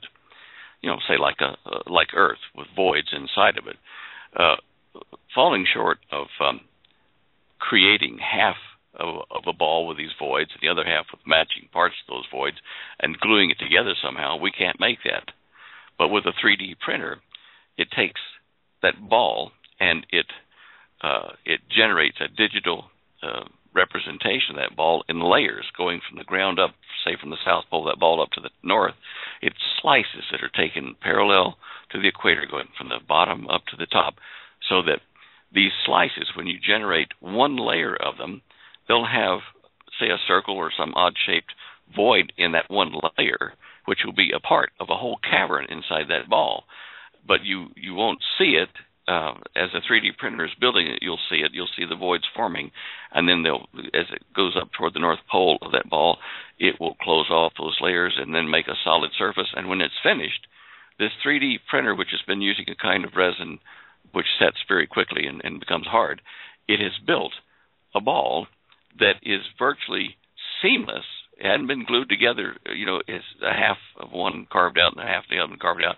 It has been created with a zillion little layers coming up from the bottom to the top, and each of these layers, such fine layers of dots that are being melted onto the layer that was just before that, it allows you to make this ball as a solid object without machine tooling. It is just simply built up, and that's why I was talking about the spinal thing that I worked on years ago, is because I wish we'd have had one of these then, so that we could have built up the 3D image of that spine in real terms, so we could hold it and feel it and see where the calcifications were, where the scar tissue was, or where a nerve was being impinged. And it makes it a lot easier for the surgeons or the robots that are going to be doing the work to relate from this 3D model to the live person and repair the damage. Anyway, it's just it's a fascinating thing, and 3D printers are going to be really like replicators on Star Trek. You're going to have a digital model of something in sliced layers, and it'll build it up, bing, bing, bing, bing, bing, like that, and there you've got something. And eventually, allowed to proceed to its conclusion, such a printer or a 3D builder type thing like this printer would be able to take molecules down at that level, piece them together to make an exact replica of anything that you want, food, people. Until that time, we'll have to be satisfied with the powers that be generating holographic 3D images of, say, a president or a world leader, and place him in any environment they want on TV and whatever, and people will believe it's the real person talking. That is possible now without even making a solid body. So we have to deal with just that at the moment, not the real, true dimensional cloning or physical cloning of objects. The replicator is not an impossible concept. It really isn't. We can see it coming. Jeez. Who would have thought? I mean, I certainly would not have thought we'd be talking about this kind of stuff in 2014. Even I don't know, a dozen years ago. It's exciting to talk about. Stan, if I can impose upon you, a listener does have a question here concerning the upcoming... Not a problem. The upcoming blood moon eclipse this year, and how would this, if at all, impact the Earth's crust and tectonic movement? This by Suzanne G.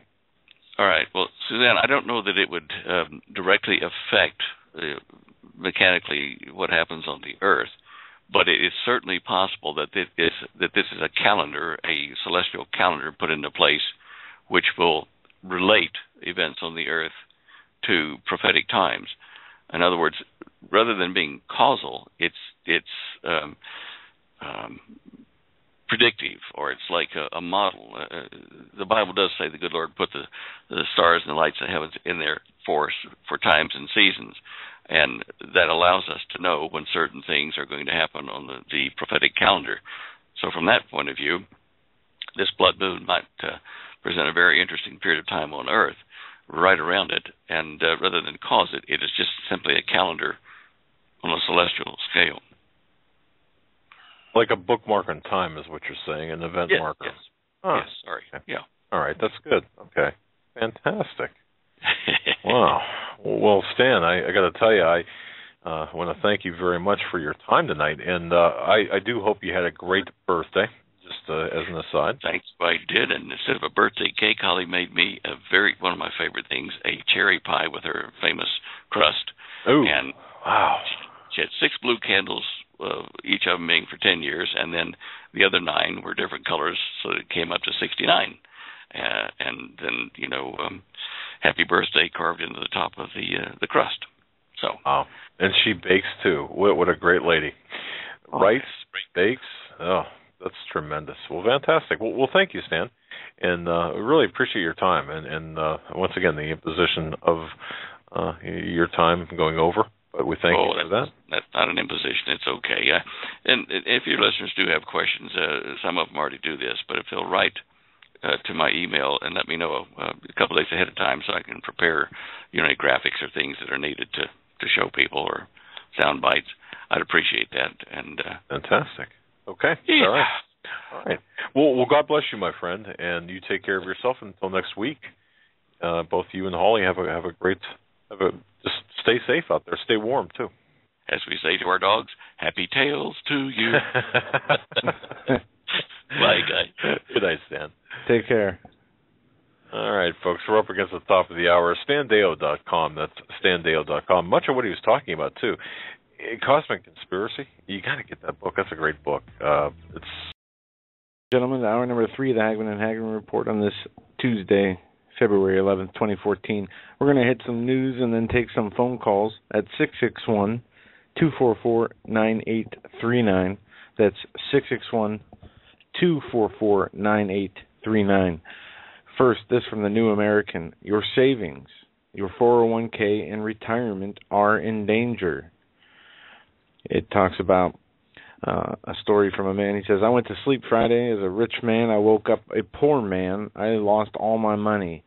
That was the tearful lament of 65-year-old John Demituro, who went fishing in a village in Cyprus, southern coast. In one fell swoop, he lost his life savings, the result of 35 years of hard work and thrift in the capital levy imposed on Cyprus by International Monetary Fund, the European Commission, European Central Bank, a trio commonly known as the Troika. In March of last year, the Troika announced that as part of the deal for its resolving the Cypriot banking financial crisis,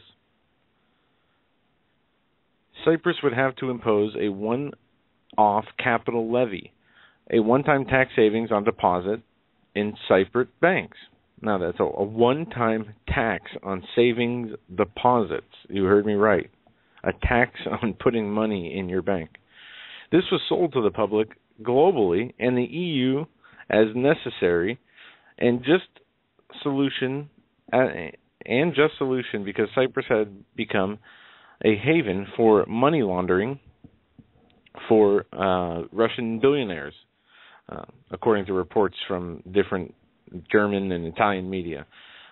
It goes on to say that this man, Dumitru, is one of many victims of this devastating haircut, as they call it. For many of them, especially elderly pensioners,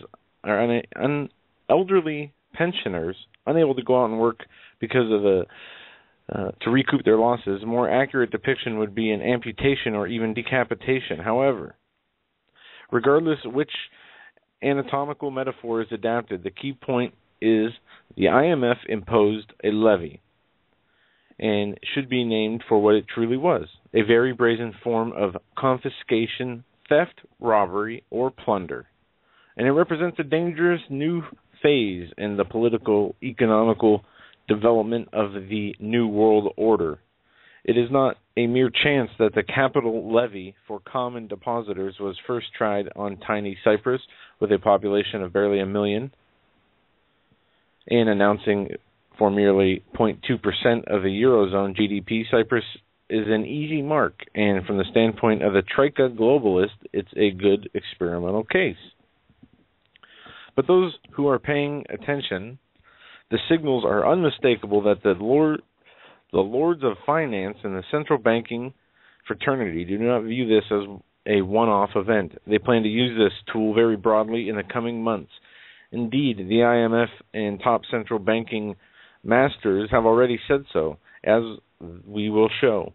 And we are already seeing this in Poland, with other nationalization of private pension funds, and replays, as in Canada and New Zealand, with proposals for Cyprus-style depositor bail-ins. But the big prize being eyed, of course, is the United States. If you think that what has happened to Cyprus and Poland can happen here, you may end up tragically like Mr. John Demeter, destitute. Not only that, but you may find that, like Cyprus, you have lost your freedom, your independence, and your national sovereignty, and that the policies affecting you most directly are being dictated by international bankers and bureaucrats beyond any accountability through elections and national laws. And it goes on to talk about taking the Cyprus tax global. In October 2013, a study in the IMF's Fiscal Monitor entitled Taxing Times sent shivers and shocks through the financial world. Among the most jarring proposals in the 107-page report is a suggestion of a one-off capital levy following so closely on the heels of IMF's Cyprus levy. The implications are ominous, to say the least, according to IMF's Taxing Times. The sharp deterioration of the public finances in many countries has revived interest in a capital levy, a one-off tax on public or private wealth, as an exceptional measure to restore debt sustainability. The appeal is that such a tax, if it is implemented before advance is possible, and there is a belief that it will never be repeated, does not distort behavior and may be seen by some as fair. There have been illustrators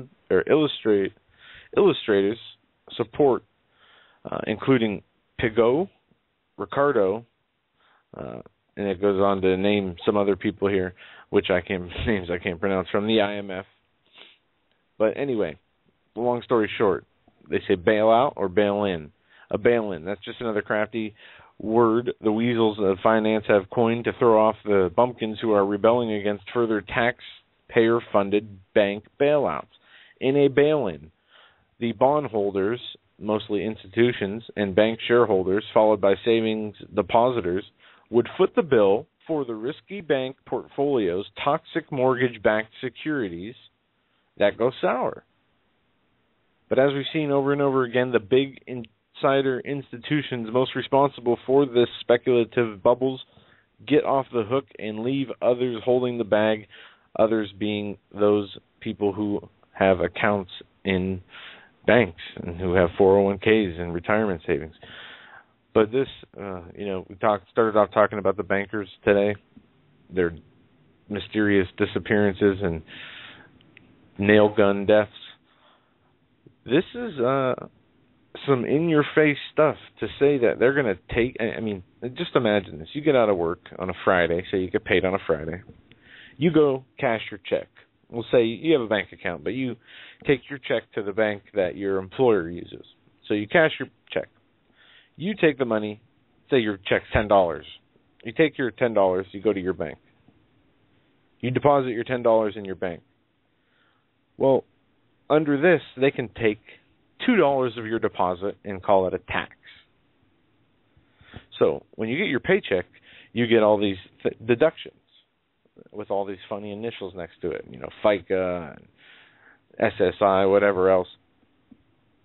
Being taxed and overtaxed to death is what's happening. And this is, as they say, just a highway robbery. I mean, these people are out of their mind, insane, greedy, gluttonous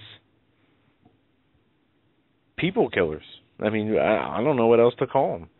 But to think that this could happen, that it is happening in civilized, not third world countries, but in, what would you call them? The top nations on the globe? Yeah. Look, we are in for it. No matter how we look at it, no matter what we cannot say this any more plain than we already have.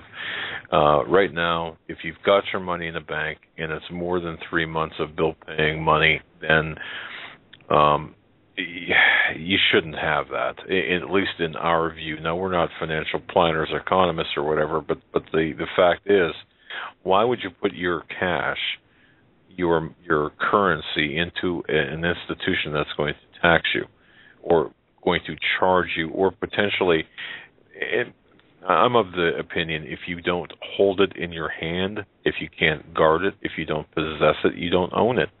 Why would you lend it to the bank? Would you give it to your credit-worthy neighbor to hang on to? That's what we're seeing take place right now, and we're going to feel the effects of that very thing happen.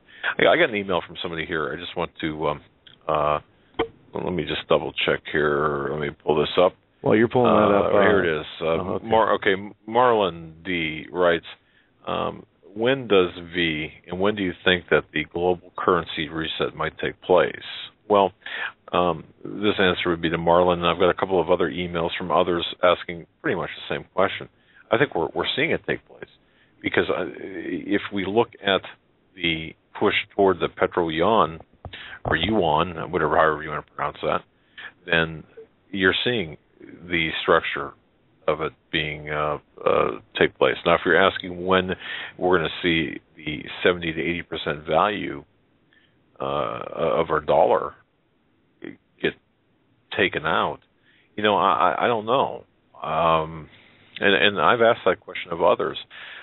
We don't know, but we do believe it's going to be within the next 12 to 18 months. It could be in the next 12 days.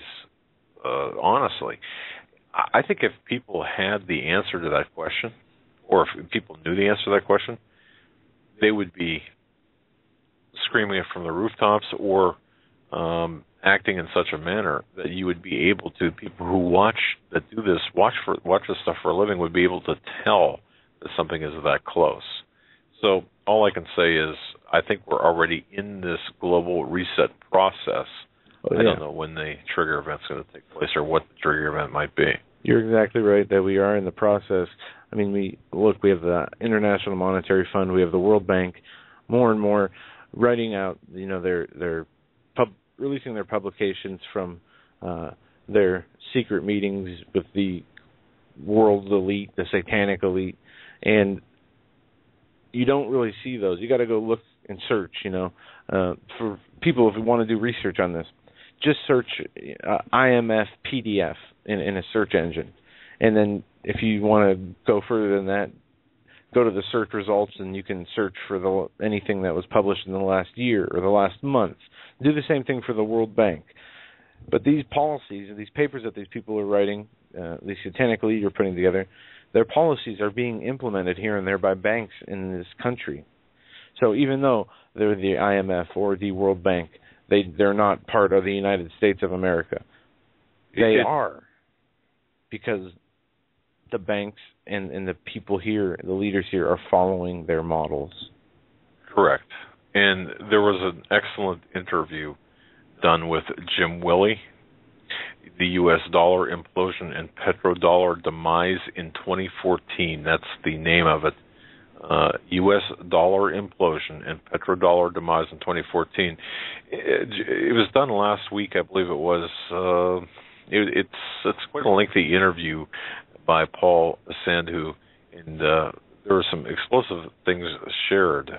The talk about the U.S. and London bankers stealing Saudi Arabia's gold reserve was and using them to cover their own shortages.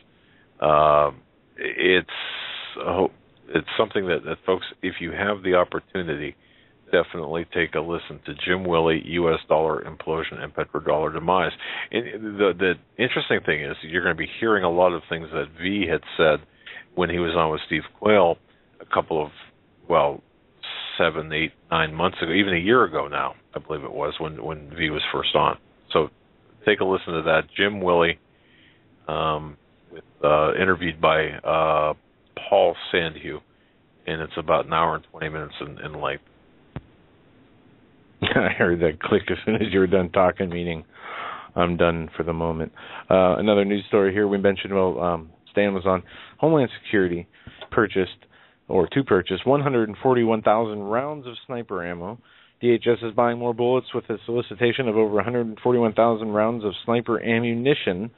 According to a solicitation posted on FedBizOps, the federal agency is looking to procure more than 141,160 rounds of Hornady 308 Winchester 168 AMAX TAP ammunition. Such ammunition is sometimes retailed as Zombie Max, a marketing gimmick alluding to its power.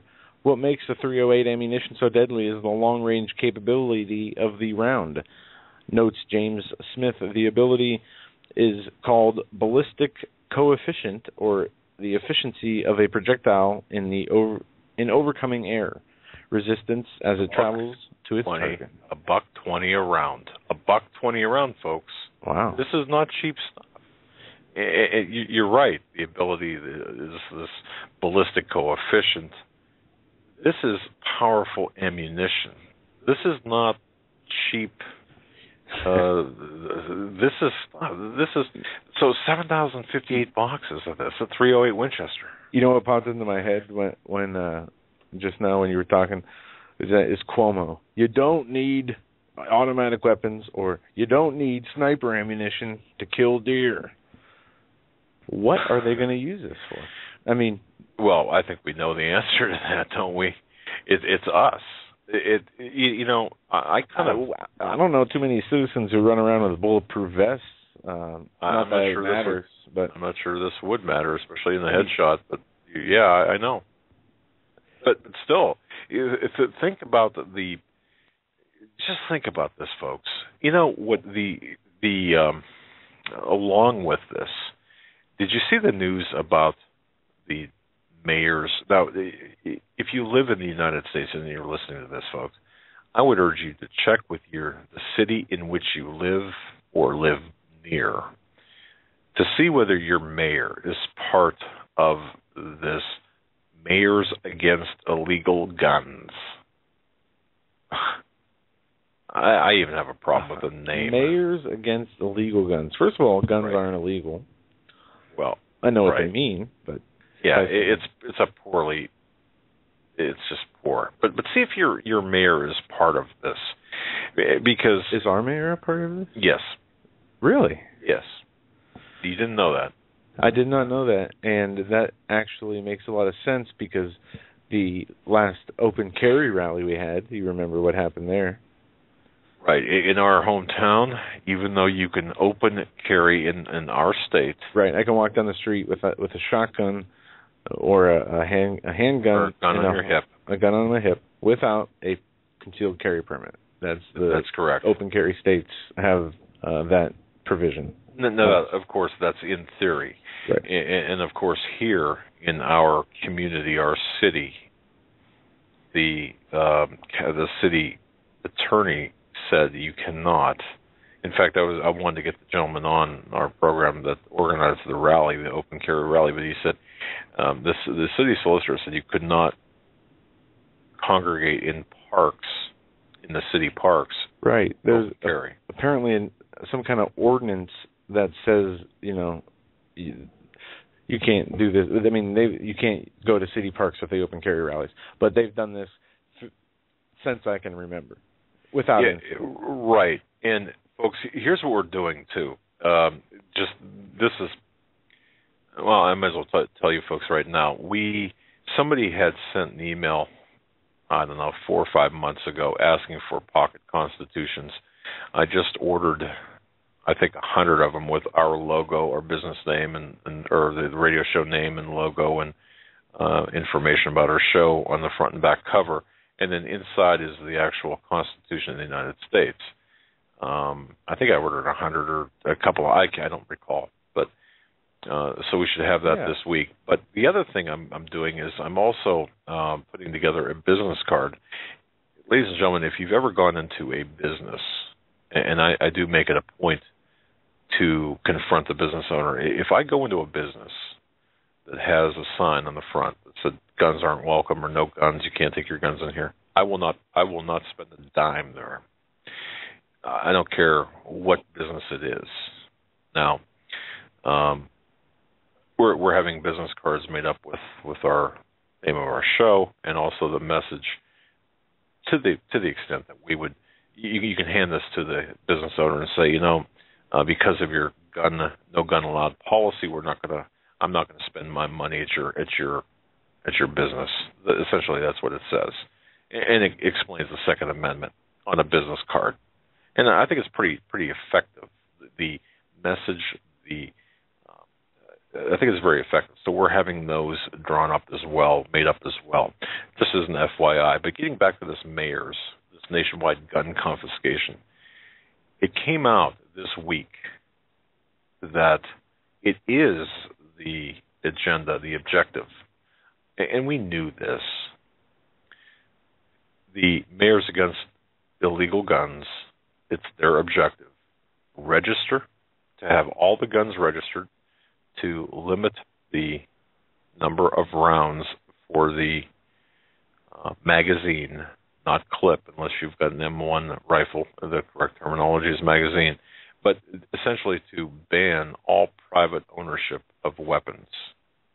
Now, I think in Canada you can have weapons, but you have to have them in a storage locker. Or there's New York, they're enacting bills to make people get liability insurance for the privilege of owning a firearm. See, and folks, this is something that we as rational adults can talk about. For example, we're licensed as a corporation to conduct investigations in the private sector in the state of New York. Now think about this. It costs a lot of money relative to other states. First of all, the standards are extremely high. You've got to jump through a lot of hoops to have a investigative and private security license in the state of New York. Now, for the new listeners tuning into this, our business was cut down when we voiced our positions publicly on the radio. And one of our our biggest client, the Fortune 100 client, said, you know what? That's not too private for a private investigator. We don't agree with, nor do we like you talking about these political issues because you work for us. You don't, and therefore you shouldn't talk about this kind of stuff. So, in 1 second, in 1 day of I think it was last year, or at the end of the year before, we lost all of our business out of New York State in that one moment. Now, thanks to you folks, just being a listener-supported show, we thank you so much because we were on the ropes. I mean, our income was lost right then and there. But here, I guess the point is, I ventured too far off the farm here. The point is this. They make it very difficult. New York State, in particular, makes it very difficult for you to do business because, for example, if you're going to have an armed guard, at a McDonald's or some business, you've got to have a $5 million liability insurance policy. Now, you might think, well, that's expected to be expected. That's the cost of doing business. Fine. Then you've got to have a number of other conditions met. The point I'm getting at, and perhaps that's not the best of examples, however, because you're dealing with the ability to work in the state of New York versus a right, a God-given right to protect yourself. But nonetheless, the theory is kind of the same. Intellectually here, this is gun control by other means. To require a liability policy to have, to own, to possess a weapon. Is there anything in the federal in the U.S. Constitution that requires this? No. So is this a good law? No, of course not. But you're right. This is a method of backdoor gun control, as is the closing of the lead smelting plant here in the United States, the last one.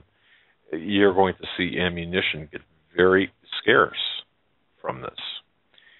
So the point I was making initially was this mayors against illegal guns. One of the close members of this organization came out and said, and let me get this quote exactly here.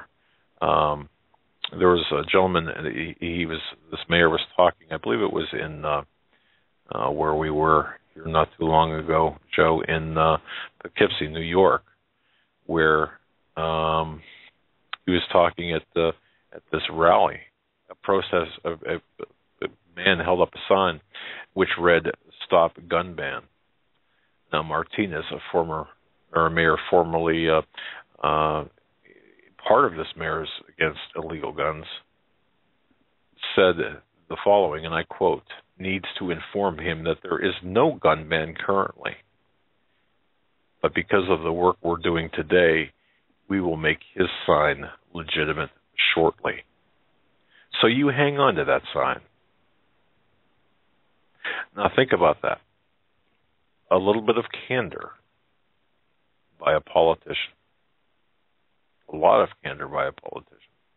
So the true intent, that is the true intent of these gun control measures, is the complete banning, the outright banning of your right to bear arms.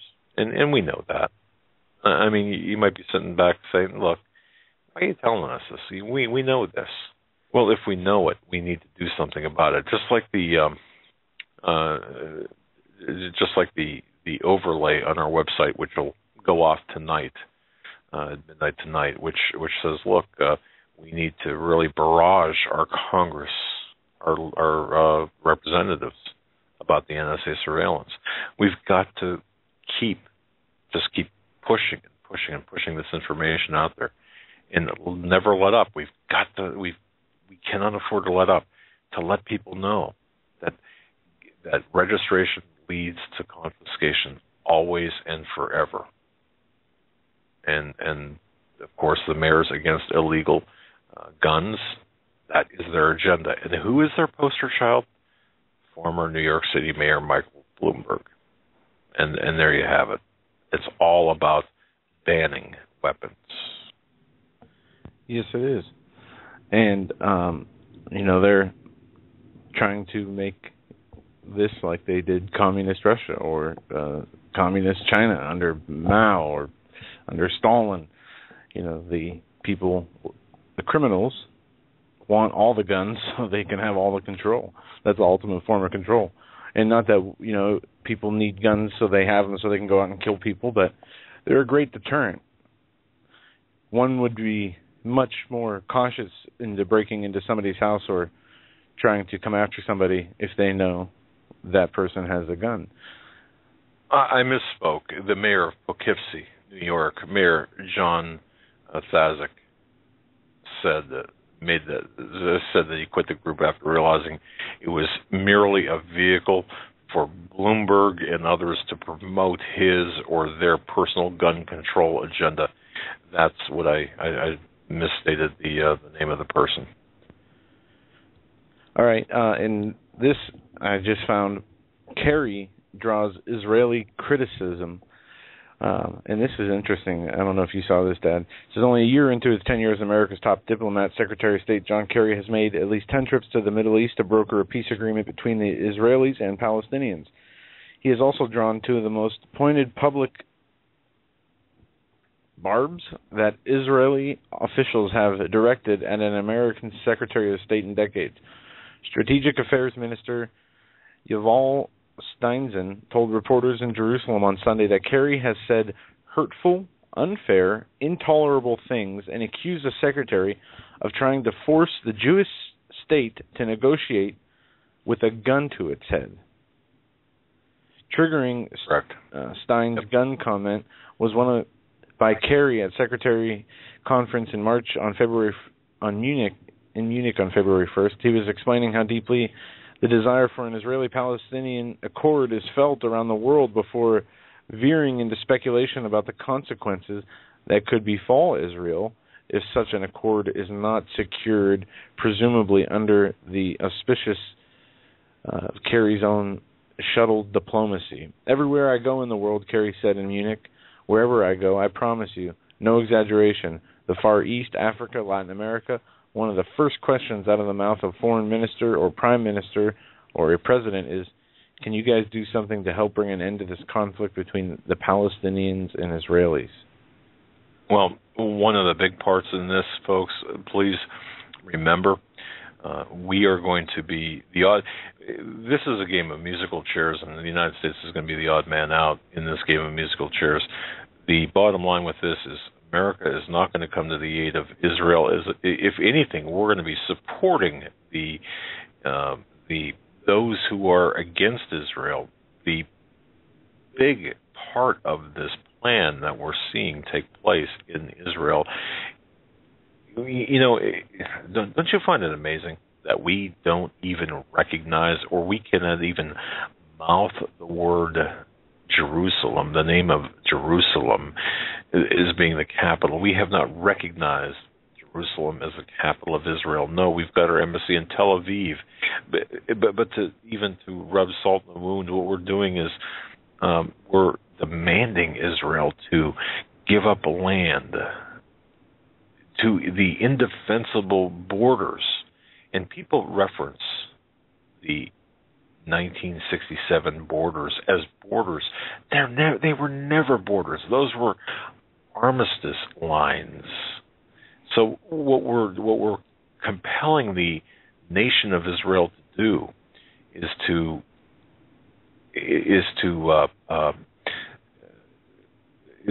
draw back to indefensible borders, indefensible positions, in exchange for us partaking and taking Assad out.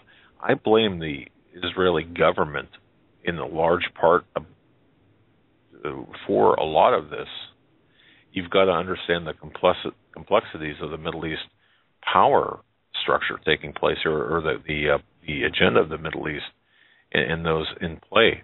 But Syria is a big part of this. They want Assad gone. Israel, Netanyahu, they want Assad gone.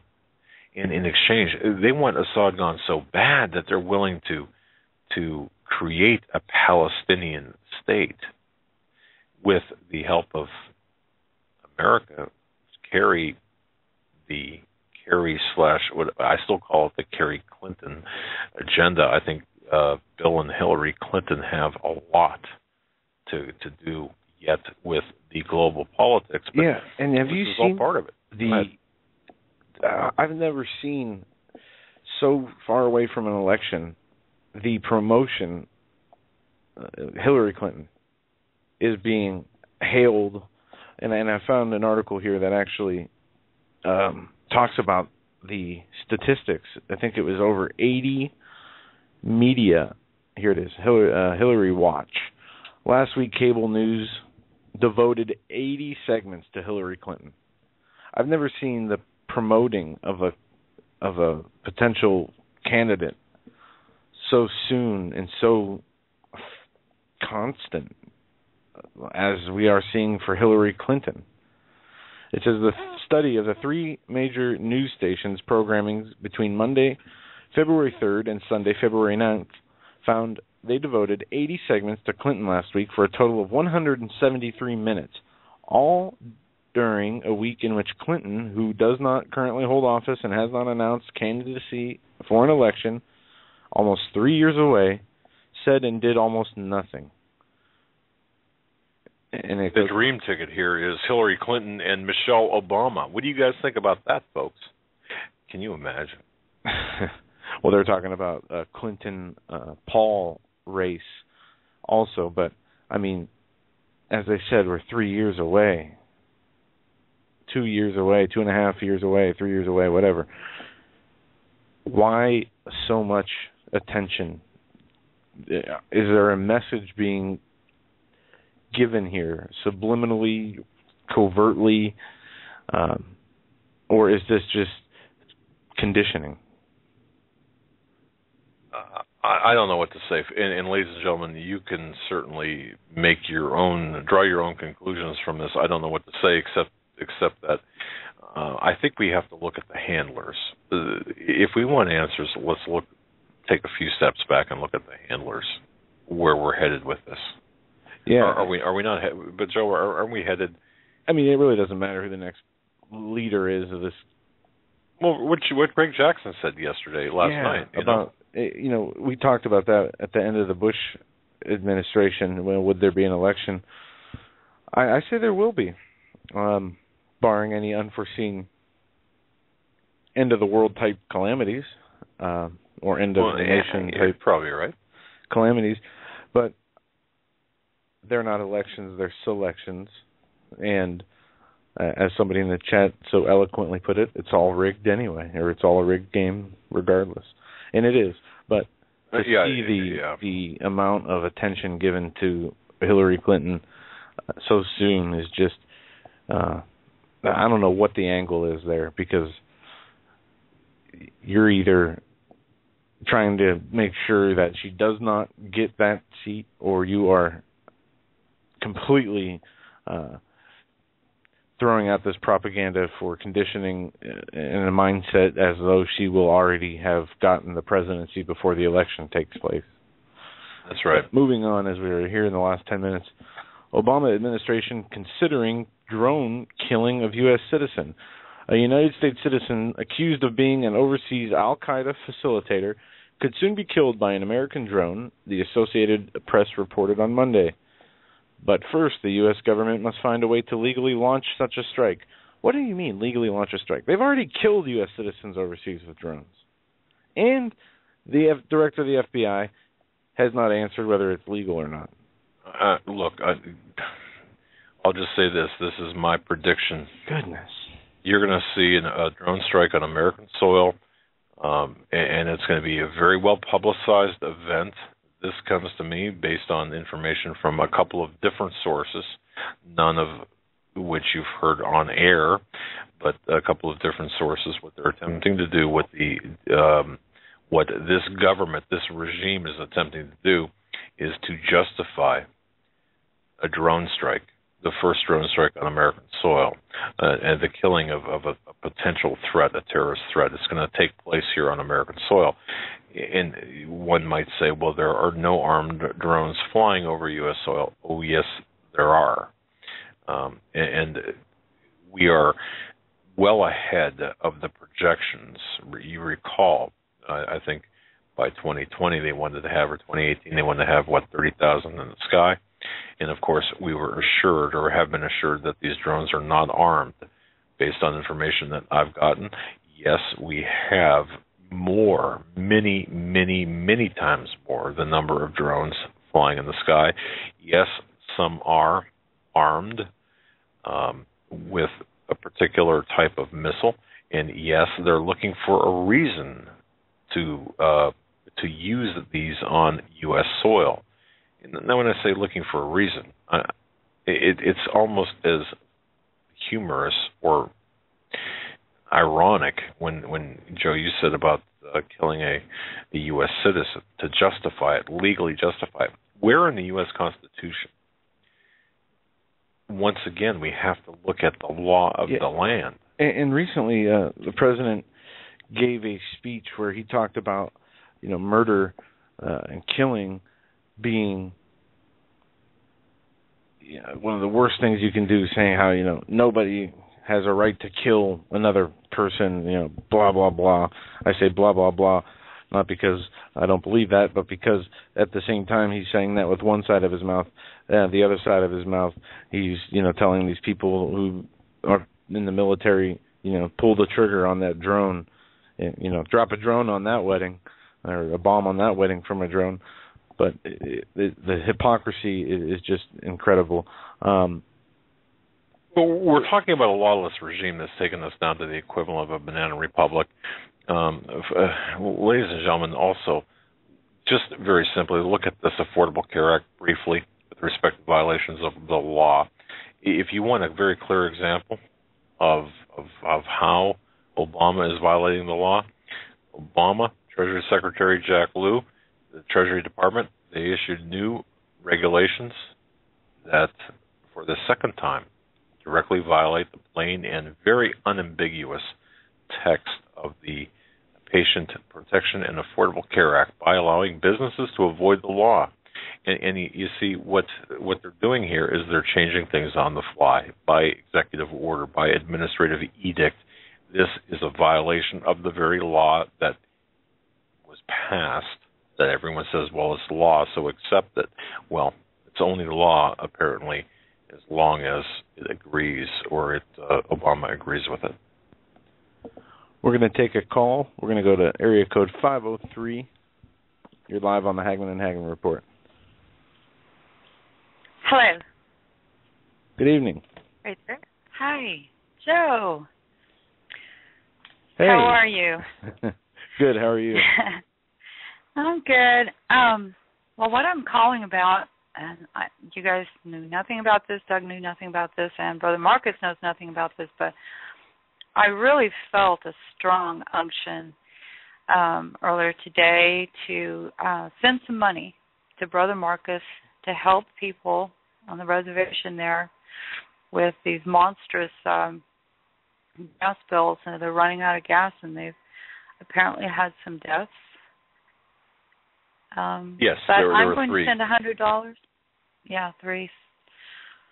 So I recall a time when I was 8 months pregnant, and I was stuck in a terrible ice storm in West Texas, out by the lake, with my daughter. The whole place froze up. Everything, all the pipes burst, and the Lord preserved us with one little bitty tiny space heater in a room I closed off for 3 days. So I just felt it very strongly. So despite the fact that I don't have a lot of money, I'm going to send off $100 tomorrow to Brother Marcus, P.O. Box 18, Porcupine, South Dakota, 57772. Yep. And just for people listening, Brother Marcus's address is listed on our website. You just go to guest, and it's under his name, his contact information. Well, that's awful nice of you. And we also support him as well in a number of ways. So that's very nice of you. And of all the missions out there, people seem to go to the Dominican Republic, for example, which is a good thing, on missions, as missionaries. However, we've got to realize that here in the States, we've got people that are equally bad off. Mm-hmm. So, but thank you very much. That's nice. Well, I just hope everybody listening will, take it to the Lord, and if He so directs you, then please join me. And I trust Brother Marcus to do with it as he sees fit to do. It's a good mission. Well, thank you very much. And I know Brother Marcus Samuel appreciates it. God bless you. And folks, we do have before and after pictures of the reservation out there with the work that he's done, the physical labor he and Curtis has done. So they have done some fabulous things for people. I mean, the help that they provide to people. I mean, It's fabulous. It really is. It's a good Anybody deal. who supports Brother Marcus, I can tell you from what he's shown us, he is making such a positive difference out there. He is truly helping. I mean, he's finding the poorest people that need the most help, and he is applying that support directly to those people and making a huge impact on their lives. And we can't thank him enough. And folks, keep him in your prayers because he is doing such a fabulous work. Absolutely. Just a kind of a non sequitur here, but a very priceless and brief statement. In a bid to stem taxpayer losses for bad loans guaranteed by federal housing agencies Fannie Mae and Freddie Mac, Senator Bob Corker from Tennessee proposed that borrowers be required to make a 5% down payment in order to qualify for a loan. Ladies and gentlemen, do you remember when you had to have 10% or a significant percent down to buy a house? Well, guess what? His proposal was rejected, 57 to 42 straight party line vote, because, as Senator Chris Dodd explained, passage of such a requirement would restrict home ownership to only those who can afford it. Yeah. Tomorrow, Joe, if I think we would like to dissect it into, investigate and explore and explain, among other things, what's going on with the immigration situation. Yeah. Okay. Yeah.